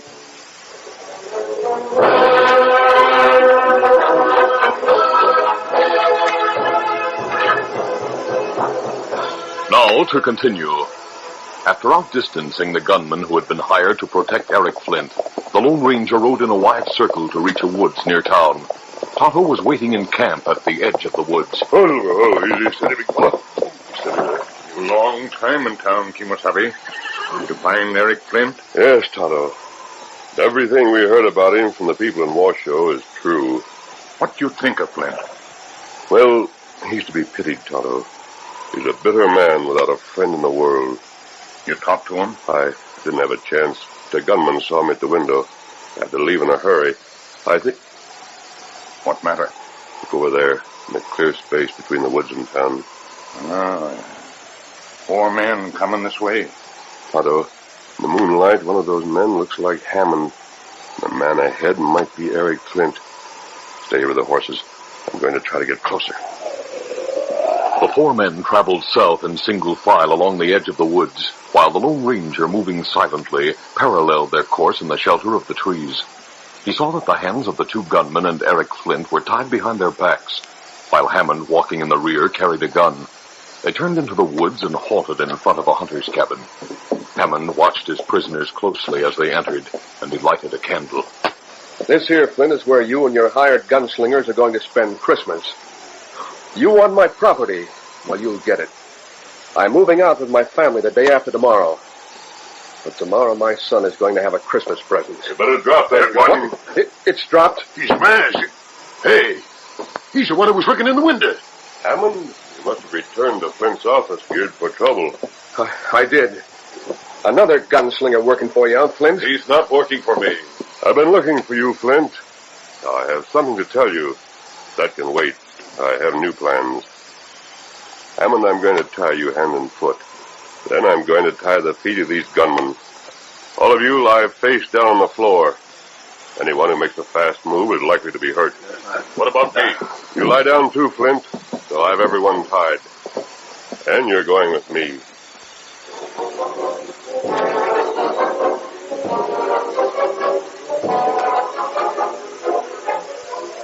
I don't know who you are or why you captured me, but I can make it worth your while to let me go. Not yet, Flint. I have money, plenty of money. You let me go and help me to jail Hammond for what he did, and then... You'd jail him tonight? I certainly would. Well, it's Christmas Eve. It may mean more to you in an hour. Oh, who lives in that White House straight ahead? Why should I tell you? Tell me. All right. Dan Dickerman. Do you hold a mortgage on the property? Yes. We'll call on him. Come on, Silver.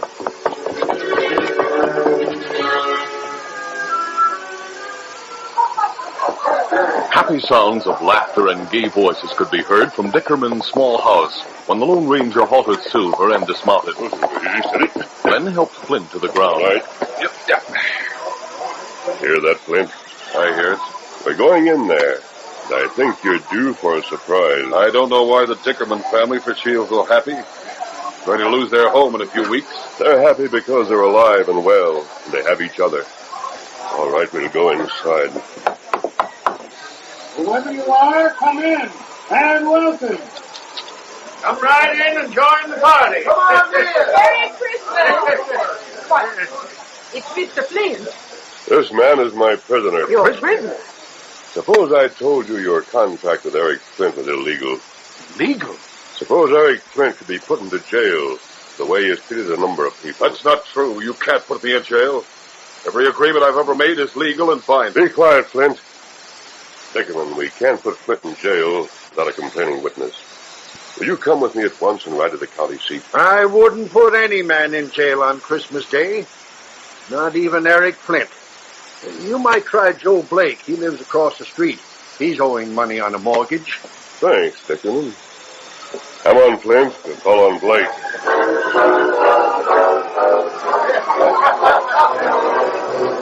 A sudden hush descended on the merriment in Joe Blake's humble home when the banker and the masked man entered. Here's a chance for you to take advantage of a situation, Blake. While Blake, his wife, and his children stood staring at the masked man and Eric Flint with his hands tied, the Lone Ranger suggested a trip to the county seat. Flint can't foreclose on your mortgage if he's in jail. Well, I can't put a man in jail on Christmas Day. You'll have to get someone else. And that shouldn't be hard. Over half the folks around here owe cash to Banker Flint. You try Sam Hawks or Tom Kane. Sam Hawks refused to jail a man on Christmas Day, and so did Thomas Kane. And there were others who refused to take advantage of the chance to evade payment of a just debt to the banker. During the visits, Eric Flint became increasingly silent and thoughtful, and after the last of the visits, the masked man and Flint stood beside the great horse Silver. Strange, isn't it, Flint? We couldn't find a single man that would put you in jail on Christmas. I can't understand it. Every one of those men has cause to hate me. Every one would profit by putting me in jail. Not one of them would do it. What is that about Christmas? Well, I guess it's a woman to love, children to make happy. Well, how much longer are you going to drag me around like this from one house to another? Now we'll return to that cabin in the woods. I want Hammond to hear what I say. Mrs. Hammond had never known a Christmas Eve so filled with worry, unhappiness, and despair. She knew that her husband had left the house, grimly determined to find money for his son's Christmas. Her worry increased with the dragging hours, and it was nearly midnight when she heard footsteps outside the house. She hurried to the door and opened it. Dave. Oh, Dave, where have you been? It's a long story, Mary.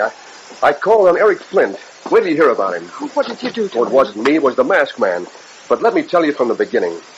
Mary, years ago, Eric Flint sent for his wife to come and join him. But he never heard from her. That's what made him so bitter. He wrote a lot of letters, but she never answered them. Oh. The fact is, his wife replied to the very first letter and said she was leaving Omaha at once. She asked Flint to meet her in Cheyenne, but he never got that letter. Why didn't his wife come here to Osage? Well, there's another town called Osage. She went there. And no one knew about Eric Flint. Her money ran out, and she stayed there, working. She's been there ever since. Oh, my sakes alive. But, Dave, how do you know all this? A masked man brought the news, and he brought Flint a whole packet of letters his wife had written and never mailed, because she didn't know where to send them. You should have seen Flint, though. When he got the news, he was a changed man.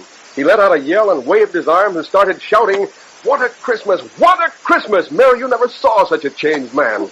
You spoke of a masked man who brought the news in the letters. How did he know? Well, he was in the other town called Osage, and he heard about Abigail Flint and how she'd come west and was terribly worried because she couldn't find her husband. He told her about an Eric Flint who ran a bank and promised to find out if he was the same man. So he came here. So she trusted him with the letters to bring here? Yes. My sakes. Open that door! Get away! Oh, that's Eric Flint. I'd never recognized his voice. Why, he sounds happy. What? There you are, Flint. Why, it's a tree. A Christmas tree, ma'am. But now be careful, Butch. Ease it through the doorway. Oh. We don't want to break off any of those branches. Waste of time. Howdy, Mrs. Hammond. This is for your son. Oh, but Mr. Flint. What's keeping Cooper so long? He's coming.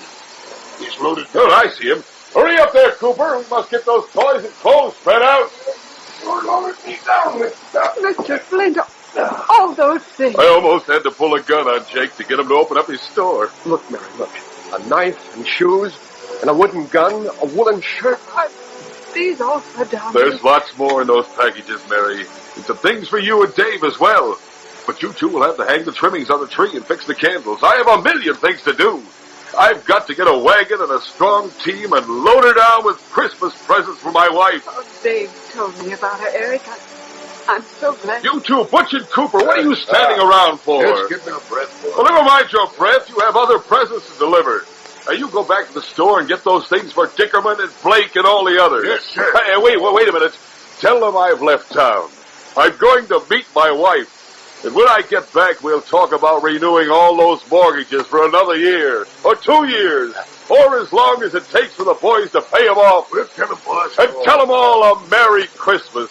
A Merry Christmas from me. Well, if you don't mind me saying so, boss, those folks will sure wonder what got into you. Well, tell them. Tell them what got into me. Tell them it's the Christmas spirit.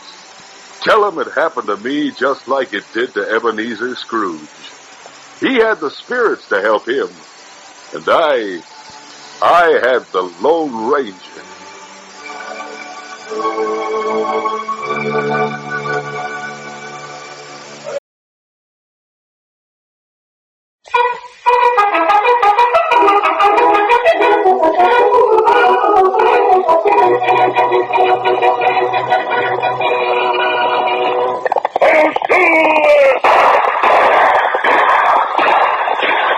fiery horse with the speed of light, a cloud of dust, and a hearty hi-yo silver. The Lone Ranger.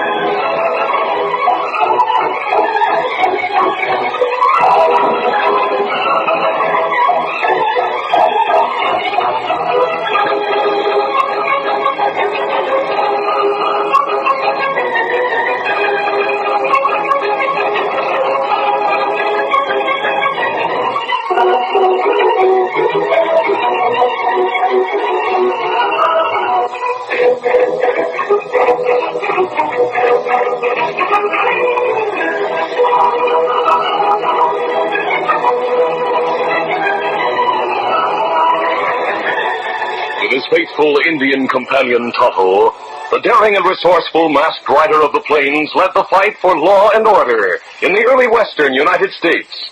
Nowhere in the pages of history can one find a greater champion of justice. Return with us now to those thrilling days of yesteryear. From out of the past come the thundering hoofbeats of the great horse Silver. The Lone Ranger rides again. Come on, Silver. Let's go, people. And Silver,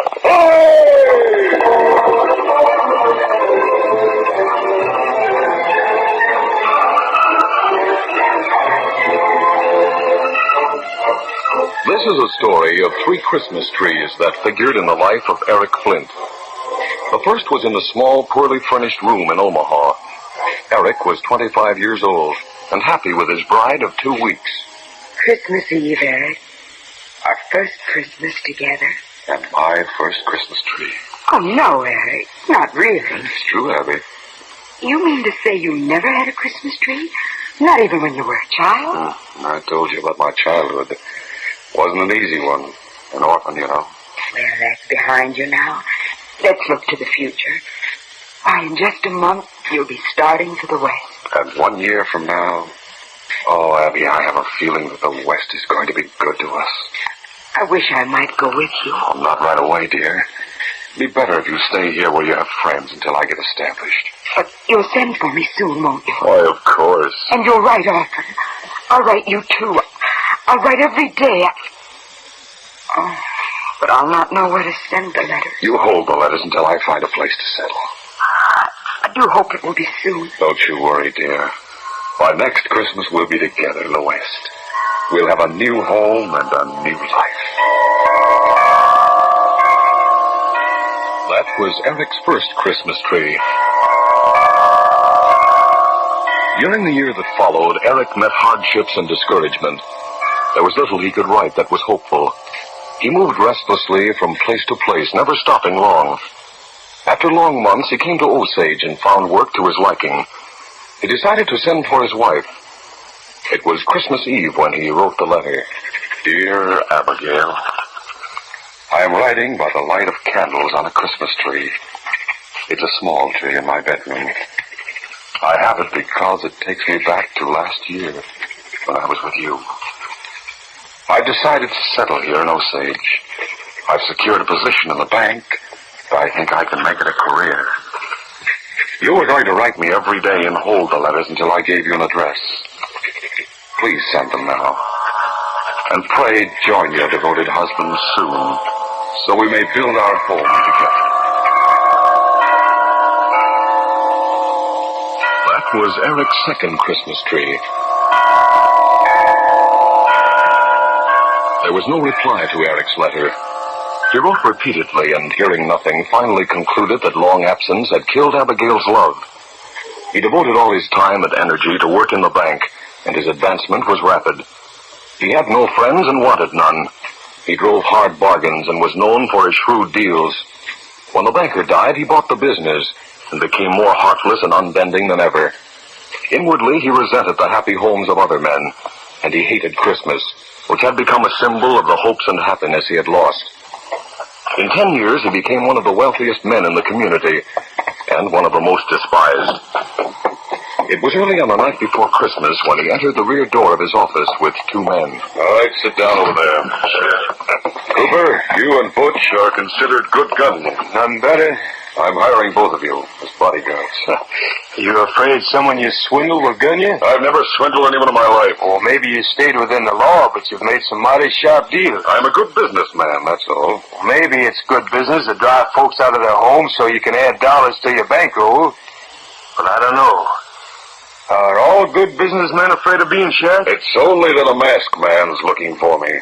Masked man? Butch brought word of him. I was in Washoe when he came there making inquiries. You didn't tell him where to find me, did you, Butch? No, but he'll find you sooner or later. Someone you outshopped in the past? I don't know who he is. He told you, Cooper. The critter wears a mask.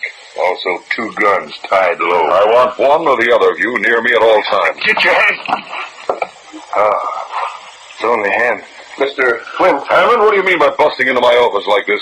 Why, I didn't bust in, Mr. Flint. All right, get out. I'm busy. I've got to see you on business. Then see me in the morning during business hours. Tomorrow? Well, tomorrow's Christmas. What of it? And, anyway, that'll be too late to talk about what I have in mind. I owe you some money. Your mortgage is due next week, first of the year. Yes, sir. I won't be able to pay it, Mr. Flint. You know the alternative. Yes, sir. You'll take over my house. That's why I'm here. If you expect more time... No, I know better than to ask for that. I didn't come to ask for an extension. And what do you want? Well, you know very well that my place is worth 3 times as much as I owe you. I always get good collateral on a loan. I figured that maybe you'd let me have just $20 more. I want to buy my boy some things for Christmas. Christmas presents? He's just a little critter. He thinks Santa Claus will sure enough come to visit our house tonight. He's too young to know that... He must learn that life is full of disappointments. Sooner he learns it, the better. The store will be open late, Mr. Flint. If you could just let me have $10. No. Just a couple of... It's not the amount of the cash. It's the principle that's involved. Now, you'll have to excuse me. I'm busy. All right, Mr. Flint. I guess I'll have to tell my boy that Yeah, poor galoot.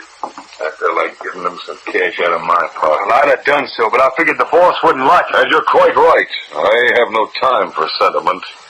It appears with business. Hey, look at the window. He's mad. Last man, get him, get him.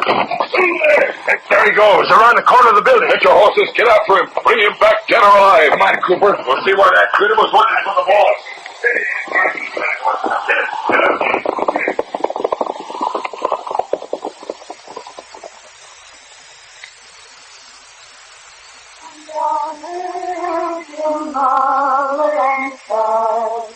Holy infant, so tender and mild, sleep in heavenly peace, sleep in heavenly peace.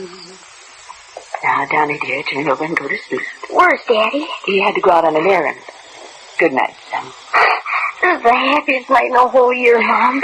Gosh, Christmas Eve. Santa Claus will be here before I wake up. Hi, son.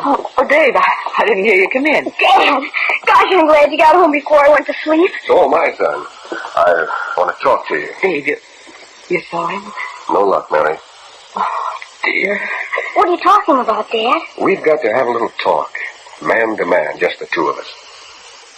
You go to the other room, Mary. Dad, is something wrong? No, nothing particular. You see, son, we were planning to move out of here next week. I know that. Where are we moving? Well, you wouldn't know the place. But the point I was getting to, son, was that being as we're leaving, maybe it'll be better if Santa Claus sort of waits and brings you the things you want after we get settled. But I've asked for special things for moving. Sure. I wanted him to fetch Mom some new boots and you a gun to make up for the one you sold. You need it, Dad. Didn't you ask for something for yourself? Sure. I asked for a knife. I see. And Santa Claus will fetch it, too. I know he will. Look, son, this is sort of a bad year. You know how hard up everyone is. Oh, sure. And there are lots of folks who are worse off than we are. Other parts of the country. Old Santa has a pretty big job taking care of them all. Why? Well, he can only cover so much ground. He has to sort of forget some folks to take care of the others. But why? He's a spirit, isn't he? I wanted you to sort of understand it, Donnie, because he might have to skip over this community altogether. I didn't want you to be disappointed. Oh, you're fooling me. So I'll be more surprised when I see that Christmas tree he's going to bring. And the things for you and Mom and the knife for me. But, son...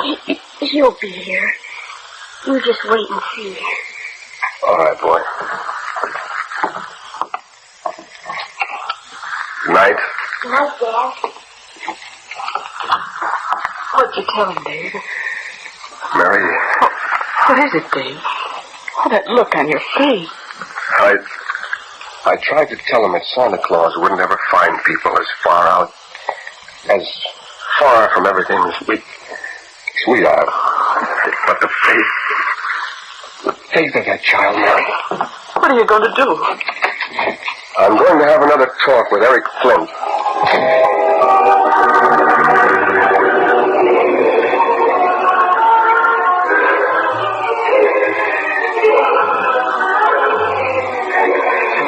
Flint's bodyguards rode hard in pursuit of the masked man, but were quickly outdistanced.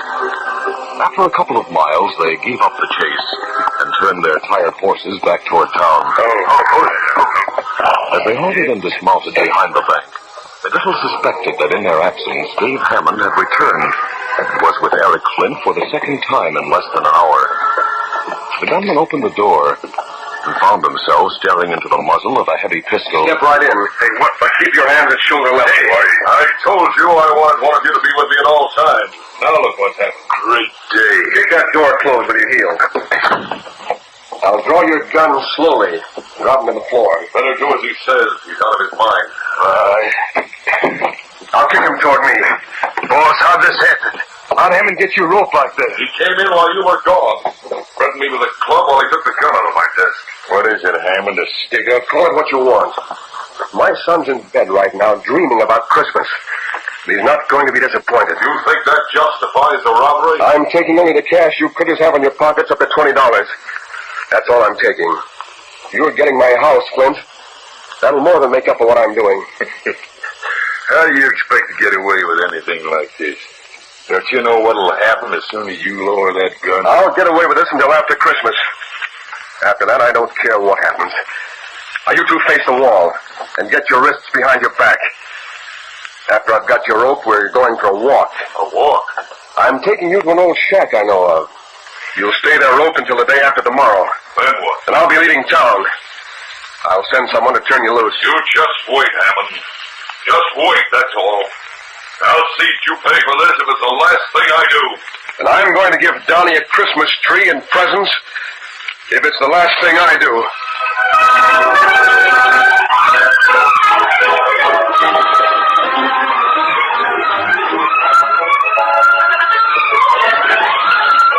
The curtain falls on the first act of our Lone Ranger adventure. Before the next exciting scenes, please permit us to pause for just a few moments.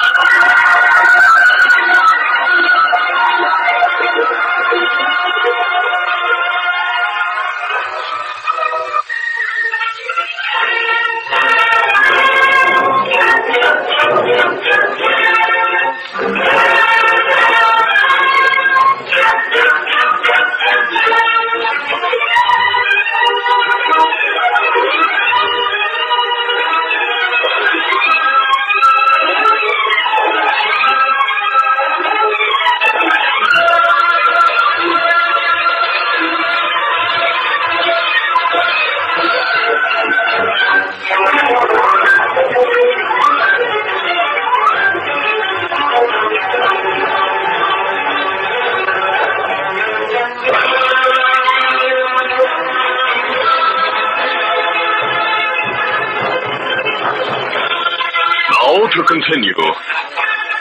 After outdistancing the gunman who had been hired to guard Eric Flint, the Lone Ranger rode in a wide circle and returned to the vicinity of Osage. He went to a woods at the edge of town where Tonto was waiting at a former campsite. The Indian had built a lean-to of evergreens to serve as a shelter from the wind. When I received your message that Eric Flint was in Osage, I came from Washoe as quickly as possible. You see Flint? Yes, I saw him, Tonto, but I didn't speak to him. There was a light in his office, so I looked through the window. A fella come to town, tell Flint. You look for him. Oh? Did he say why I was looking for him? No. Flint planned to hire a bodyguard. That accounts for the way those men came after me. Well, you get good look at Flint? More than that, Tonto. His office window was open just enough so I could hear what was going on. Oh. He's just as bitter as a man can be. Cruel and hard. He was talking to a man named Hammond who wanted to give his boy a Christmas present. Hammond nearly saw me when he left the office. Plenty people in town owe Flint money. And he's going to collect every penny, no matter how ruthless he has to be. That's right. Everyone hates Flint. Oh, he's not to be hated, Tonto. He's to be pitied. He's lost his sense of values and his sense of fair play. And he's lost more than that. He's lost practically everything that makes life worthwhile. Silver's uneasy. Maybe someone come this way. Yes, I see them. 4 men. Them not come here. Them turn south. Stay here with the horses, Tonto. I'm going to dodge through the trees and get closer. The man who's walking behind looks like Hammond. And one of the men ahead of him could be Eric Flint. Remaining out of sight behind big trees, the Lone Ranger kept pace with the 3 men whose hands were tied, and Hammond walking behind them holding a gun. 2 cents I'd take a chance and turn on you, Hammond. You hadn't better. I've never shot a man. But tonight I'm ready to go all out. Hammond, you're a thief. A common thief, that's what you are. I don't feel like one. The $20 I took from your pockets, added to what I borrowed from you, is just a fraction of what my house and property's worth. A common thief. There's the shack. Open the door and go in. Now listen to me, Hammond. Let's talk this over. Never mind the talk. You want all my property for practically nothing. And you can have it. But my boy's going to get a Christmas present. And we're pulling out of here. Better drop that gun. What? There he is in the doorway. His mask. Butch Cooper, look at him. Moonlight shows that mask. I said drop the gun, Hammond. He's the one we saw at the window. I've dropped my gun. Now what? I've been looking for Flint for a long time. Why were you looking for me? I had something to tell you, Flint, but that can wait. I have new plans. Hammond, I'm going to tie you and leave you here with the gunman. Quickly and deftly, the Lone Ranger made sure that Hammond and Flint's bodyguards were tightly bound.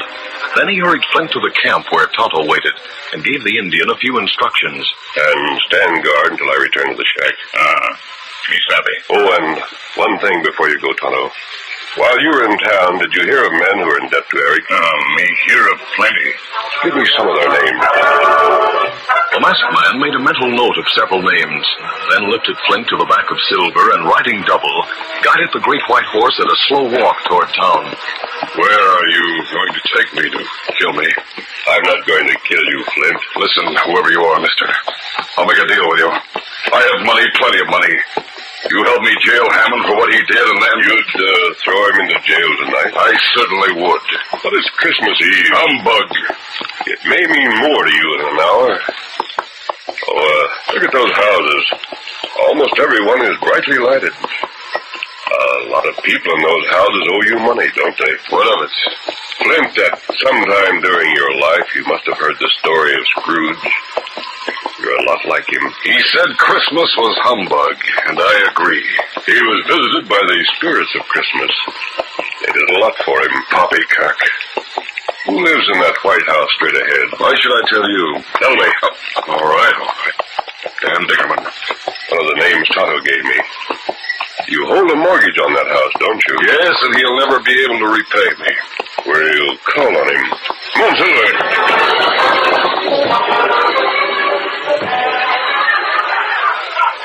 Happy sounds of laughter and gay voices could be heard from Dickerman's small house when the Lone Ranger halted Silver and dismounted.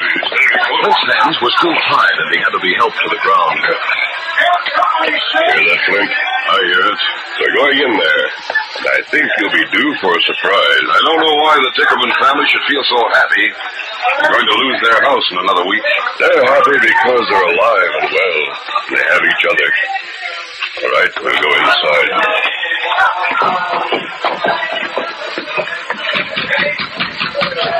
Whoever you are, come in and welcome. Come right in and join the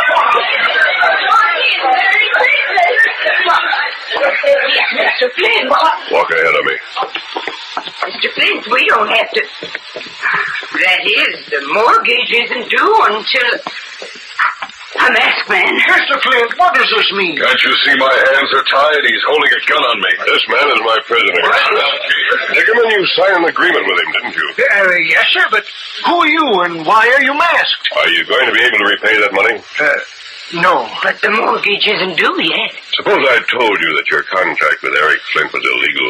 Illegal? Suppose Eric Flint could be put into jail for the way he's treated a number of people. That's not true. You can't put me in jail. Every paper I've ever signed is legal and binding. Be quiet, Flint. Dickerman, we can't put Flint in jail without a complaining witness. Will you come with me at once and ride to the county seat? The county seat? Now?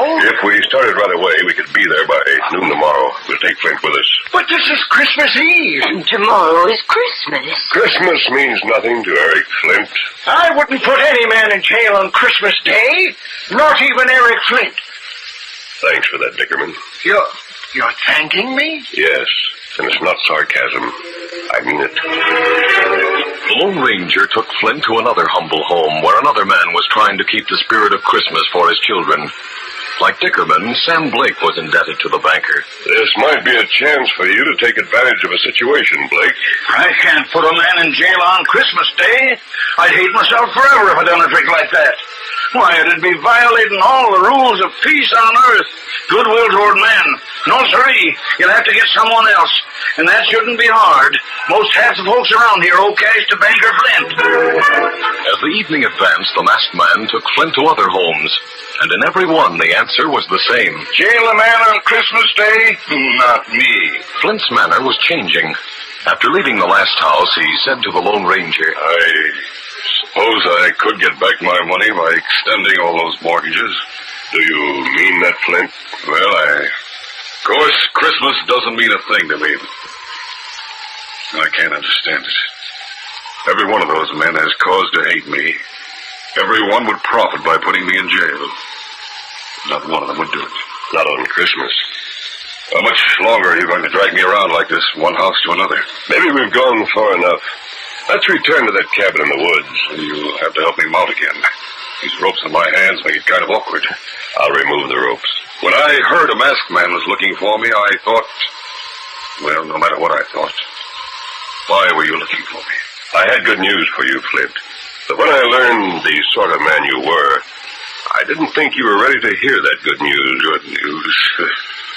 It's about a girl you left in Omaha. What's that? A girl?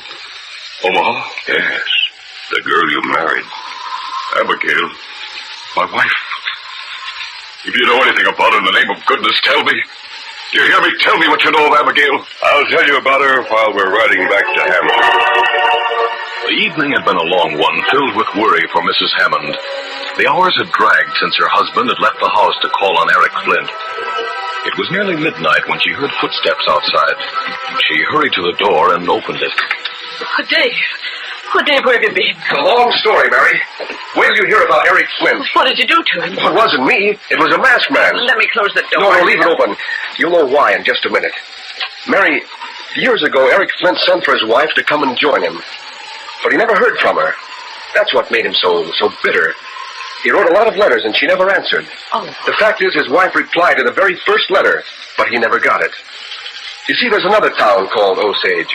She went there, and no one knew about Eric Flint. Her money ran out, and she just stayed there and worked. She's been there ever since. Oh, sakes alive. But Dave, how do you know all this? A masked man brought the news, and he brought Flint a whole packet of letters his wife had written, and never mailed because she didn't know where to send them. That man? Well, how did he know? He heard about Abigail Flint, and how she'd come west looking for her husband. He remembered the name, Abigail Flint. It was on a letter in the mail pouch that had been tossed aside by stage thieves years ago. Oh, so we set out to find Eric Flint for the woman. Yes? That's Eric Flint right now. I'd never recognize his voice. He sounds happy. There he is. Why, it's a tree. A Christmas tree, ma'am. Oh, be careful, Boogie. It through the doorway. Don't want to break off any of those branches. Howdy, Mrs. Hammond. This is for your young one.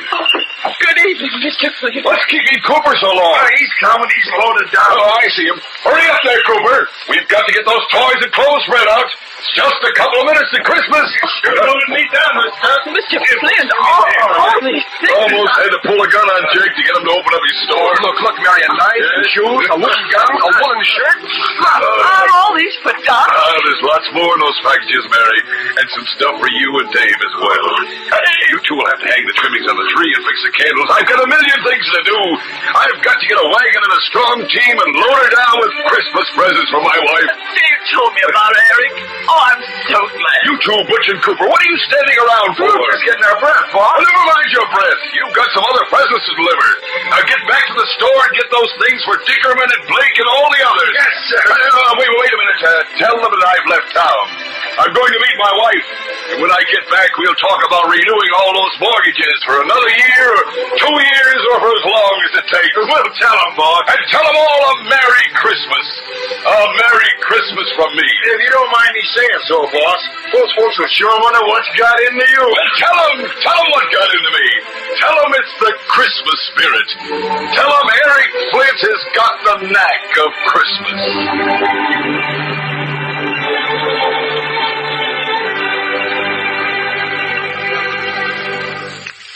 And that was Eric Flint's third Christmas tree. I'll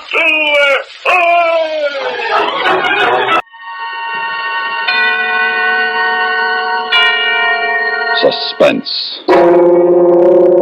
And the producer of radio's outstanding theater of thrills, the master of mystery and adventure, William N. Robeson. We who are in the business of keeping you in suspense find ourselves in a quandary at this time of the year. The elements of suspense, murder, mayhem, and macabre mischief are awkwardly out of place at this festival of peace and love. Yet that first Christmas was full of suspense. There was the problem of lodgings for the delicate mother that chill evening when there was no room at the inn. And there was great mystery when suddenly the star appeared in the east. Finally, there was the magnificent climax and happy ending when the three kings of the Orient arrived at last bearing gifts of gold and frankincense and myrrh. We feel that we cannot improve upon this tale, so we will bring you another, along with our best wishes for a most Merry Christmas. Listen then as Mr. Raymond Burr stars in Out for Christmas, which begins in just a moment.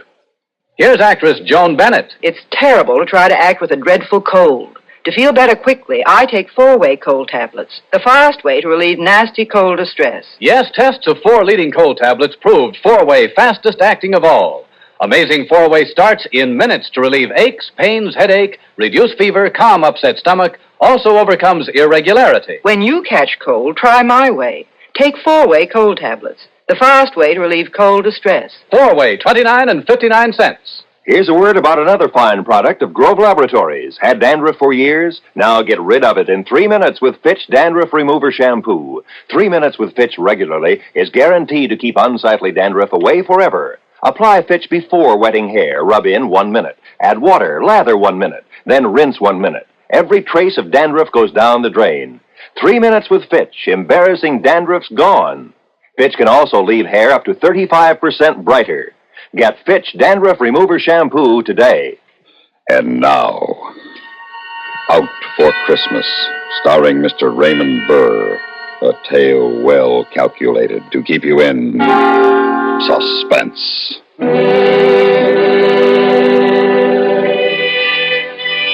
I hadn't figured on being out for Christmas, but my prison record paid off. Takes a lot of good behavior to knock time off and an armed robbery and assault rap, but I was a good boy, model prisoner. Took everything they threw at me with a... Well, not exactly with a smile. I don't smile much. But I took it without griping. So I'm out for Christmas. And Christmas is as good a time as any for what I gotta do.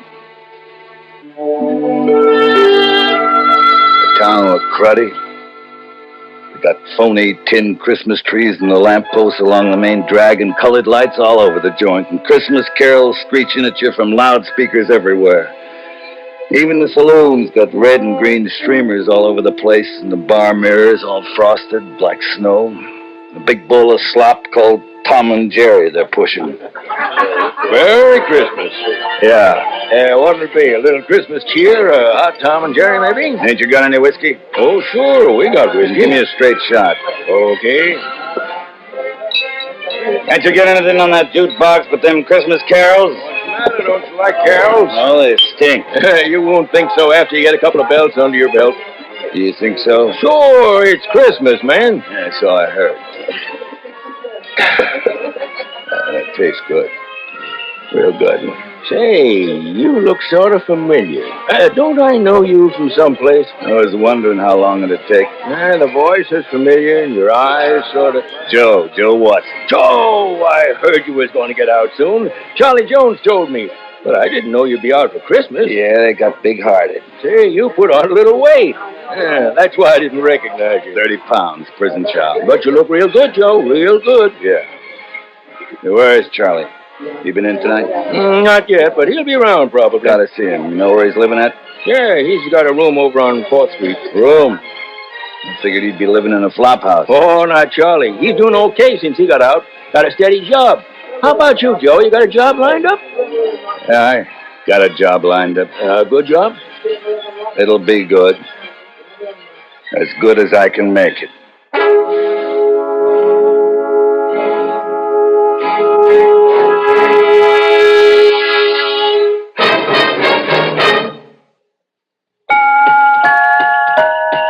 Has the last-minute shopping really got you down? Are you dashing and prancing all over the town?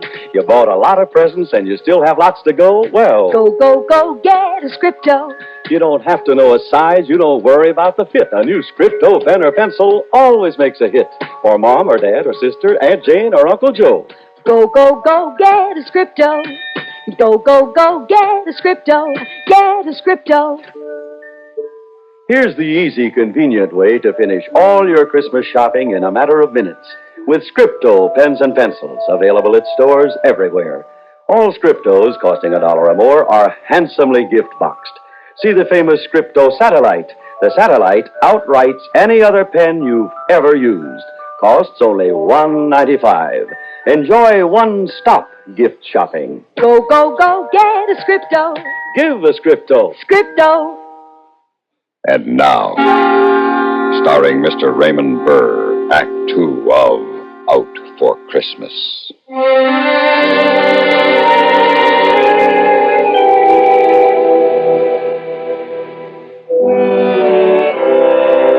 They even had this rooming house where Charlie was staying, loused up for Christmas. There was a moth-eaten poinsettia wreath in the door and red and green lights in the landlady's window. Charlie's room was on the 4th floor at the back. Joe! Yeah. Oh, so they let you out for Christmas. Yeah. Well, come on in. Gee, it's good to see you, Joe. Good to see you, Charlie. Say, what you got there? Oh, that's an electric train. Just a minute, I'll turn it off. Electric train, what for? Oh, my sister's kid. That's all he talks about for Christmas, an electric train. So I got him one at a discount at the place where I work, but I wanted to see if it works okay. You know how it is. Yeah. So what's the idea of the Christmas tree? Well, living by myself and all, I thought I'd have my own tree. It's just a little one. You lost your marbles? Well, it's Christmas, Joe. Guys in cell block 4 ought to see you now playing with electric trains into your own Christmas tree. And I bet they'd like to be doing the same thing. Not me. Did you check up on Malloy like I asked you to? Yeah? Yes, he's still on the police force. Good. You got a gun? No, I don't have no use for guns anymore. Know where I can get one? Well, sure, I guess I could locate one. Well, I told you to. In my last letter, I told you. Get a gun for me, I said. I know, Joe, but look, pal, I thought that... Well, I hope maybe you'd change your mind. Charlie, from the day he testified against me, I swore I'd get him. His testimony did it, you know. That's what convicted me. He sent me up. He had to testify the way he did. He didn't have to be so convincing. But, Joe, what good'll it do? You'll only get the chair. I'm not afraid of the chair. I've seen enough of life. It stinks. I ain't in love with it. I'd just as soon leave it so long as I take that rat with me. But it ain't only him, Joe. What do you mean? He's married now. You kidding? What kind of a dizzy broad would want him? You ain't gonna like this, Joe. Ain't gonna like what? The dizzy broad that married him is Lucille. Lucille? My Lucille. That's right. I'm sorry, Joe. Funny. It's real funny. She wrote me. She couldn't wait for me no longer. You remember when I got the letter. I remember. But she didn't say who it was. She never answered my letters after that. Oh, that lousy double cross. Well, you went up for 10 to 20, Joe. Yeah, I guess she never counted on me making it an 8 and time off for good behavior. But 8 years is a long time for a young girl to wait, Joe. Mike Malloy's a fine guy to throw me over for. Well, makes it dandy. Double dandy. It'll be a pleasure to kill them both. Oh, how can you talk that way, Joe? It's Christmas. Christmas is for people who don't know no better. Kids and idiots. Oh, Joe, listen to me now. Forget all about Malloy and Lucille. You got a chance to make a new life for yourself, like I'm doing. I can get you a job where I'm working. I'm sure I can. What are you doing? I'm Santa Claus in the toy department at Brighton's department store. Ain't no future in that. You're going to be out of work day after tomorrow. No, I'm not. They promised to keep me on. Doing what? Minding the reindeer? Well, Mr. Brighton believes in giving guys like us a chance. Now, that's why I'm sure that you can get a job there. You come down tomorrow and talk to him. I'll talk to him after Christmas. Hey, good. Oh, say, how about coming over to my sister's house for Christmas dinner day after tomorrow? Yeah, I might even do that. Good. You see, Joe, there ain't no sense in carrying around hatred in your heart, especially at Christmas time. So let Malloy and Lucille have their Christmas in peace. Oh, they'll have their Christmas all right. Their last Christmas. But then it'll be your last one, too. I just got to figure different. Never mind the gun. I'll get my own gun tomorrow. But there is one thing I want from you. What's that, Joe? Tomorrow night, I want to borrow your Santa Claus suit.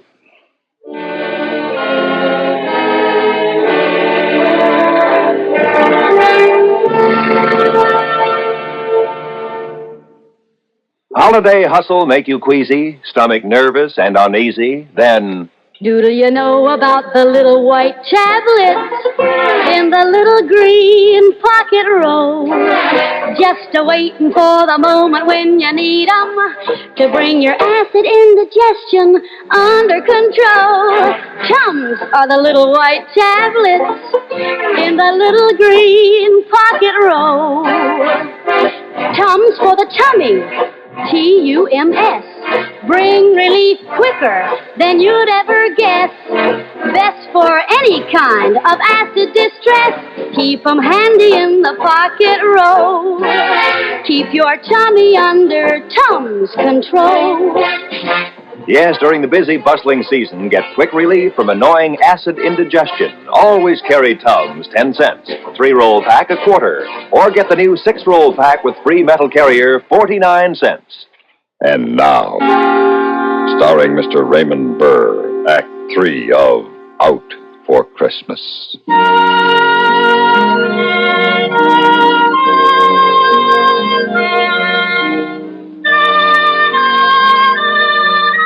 Next day, I did my Christmas shopping for a gun. That night, I wrapped Charlie's Santa Claus suit into a bundle, took a bus out to the subdivision where Malloy and Lucille had a house. I ducked into an alley behind the supermarket and pulled on the red suit, whiskers and all. It was going to be so easy I had to laugh. I couldn't want a better disguise on Christmas Eve for murder.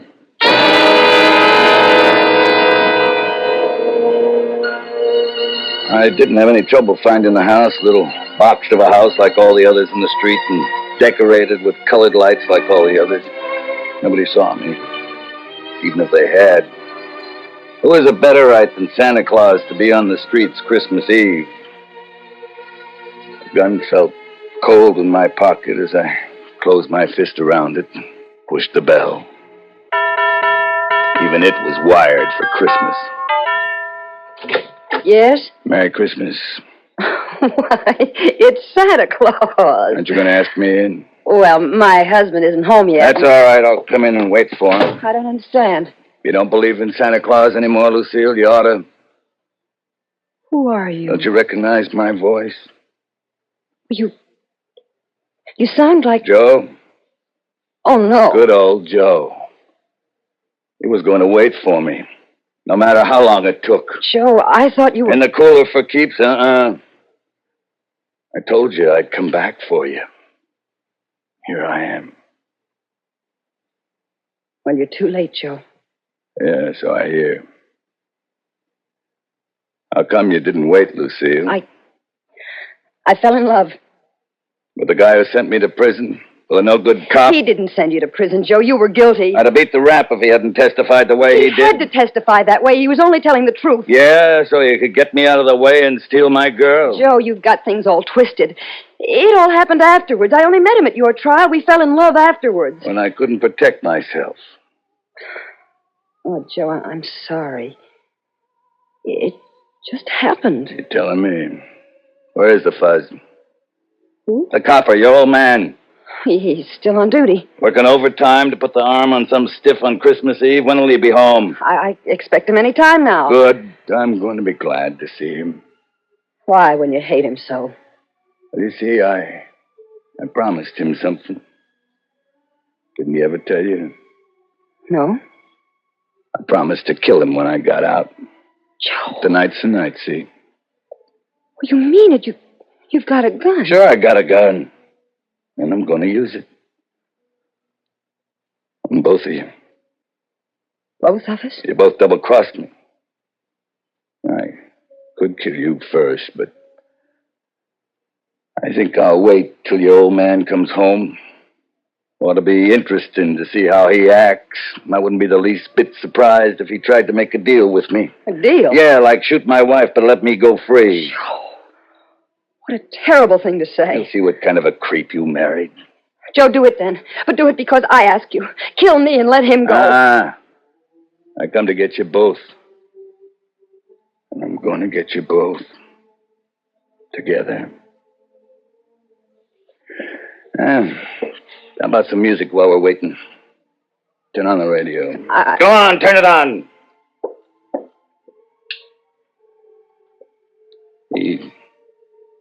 He made you happy, Lucy? Yeah, Joe. Very. You made him happy? I hope so. That's nice. Because tonight you're both going to make me happy. By becoming very dead. It's too loud. What's that? Oh, little Lucy, the radio woke her. You got kids? Yeah. Where you going? I have to look in on her and quiet her. Don't try nothing funny. I'll be right behind you. Oh, there now, honey. There. It's all right. Mommy just turned the radio on too loud. I'm scared, Mommy. Mommy! Look behind you. It's Santa Claus. Yes, dear, Santa Claus. Oh, Mikey! Mikey, wake up! Mikey, look, it's Santa Claus. Santa Claus? Santa Claus? I want to see Santa Claus.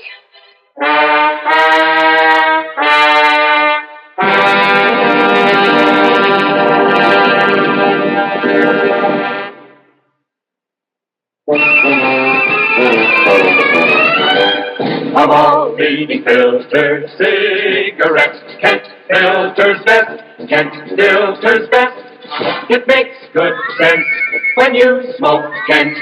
Kent filters best. Of all other brands of cigarettes, Kent tastes the best. can taste the best, a richer taste than all the rest. Kent Filter best.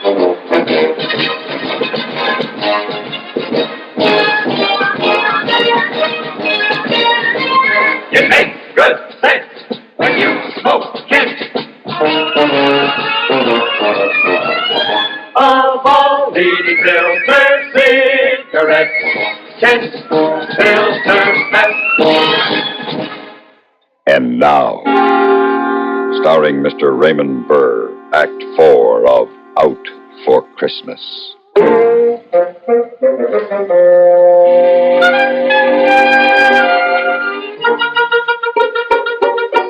Just had time to jam the gun back into my pocket before those two kids were wide awake and all over me, grabbing at my red suit, pulling at my phony whiskers, pushing me into a Did chair. you bring me a present, Santa Claus, did you? Where are your reindeer, Santa? Sit down, Mike. You don't want to sit on his lap. You'll get rid of these chicks. Where's my present, Santa? Well, What did you do with the reindeers? What did you do with the reindeer? Well, they're parked outside, Mikey, on the roof. Did you come down the chimney? Oh, yeah, sure. Why aren't you close, Dirty? Didn't the fire burn you? Well, no, you see, it's an asbestos suit.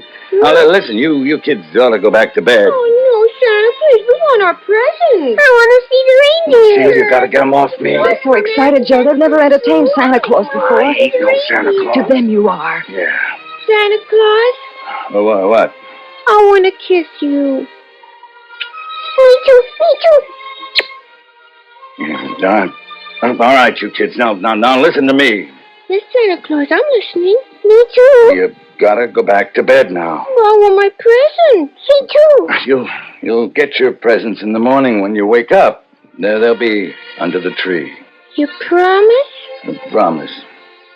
Now, you run off to bed. On account, I gotta get going. Now, you wouldn't want the other boys and girls to miss their presents because I've been goofing off with you, would you? Oh, no, that wouldn't be fair. All right, then.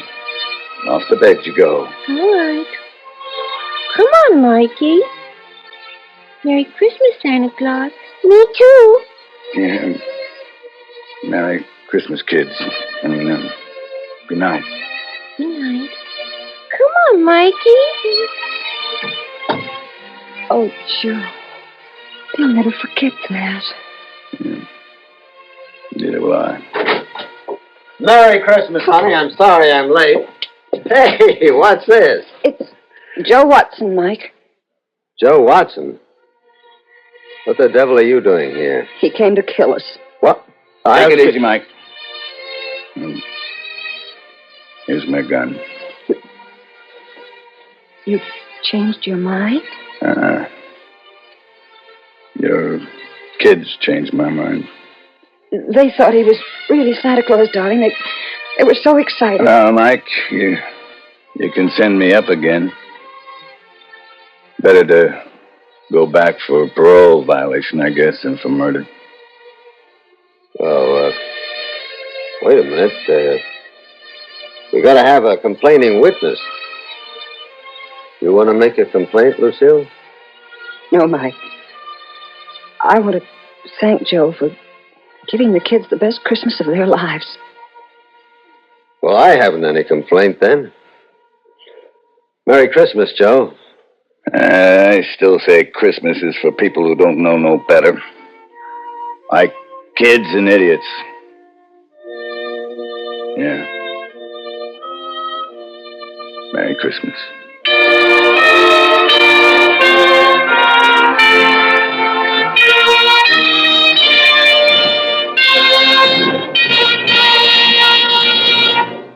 Suspense, in which Raymond Burr starred in Out for Christmas, written, produced, and directed by William N. Robeson.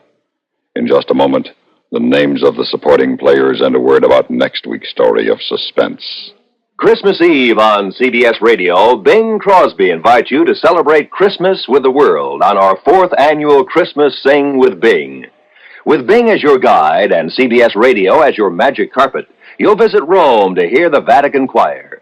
There, too, you'll hear the sound of the bells of St. Peter's as they ring for the holiday Mass. On our Christmas Sing with Bing, you'll visit New York and Salt Lake City, Canada, Australia, Holland, France, even places like Hawaii, Alaska, and the Fiji Islands, where carolers and choirs will be waiting to sing the traditional Christmas songs with you. To add to the excitement this year, Mrs. Bing Crosby, Catherine Grant, will be at her husband's side. Whether you spend Christmas Eve at home or out on the highway heading for a holiday destination, join us right here on CBS Radio, as most of these same stations present our 4th annual Christmas Sing with Bing. Supporting Raymond Burr in Out for Christmas were Joan Banks, Lillian Bayef, Charles Seal, Carl Swenson, Howard McNear, and Dick Beals. Listen. Listen again next week when we return with Mr. Frank Lovejoy, starring in The 32nd of December. Another tale well calculated to keep you in suspense. This is the CBS Radio Network.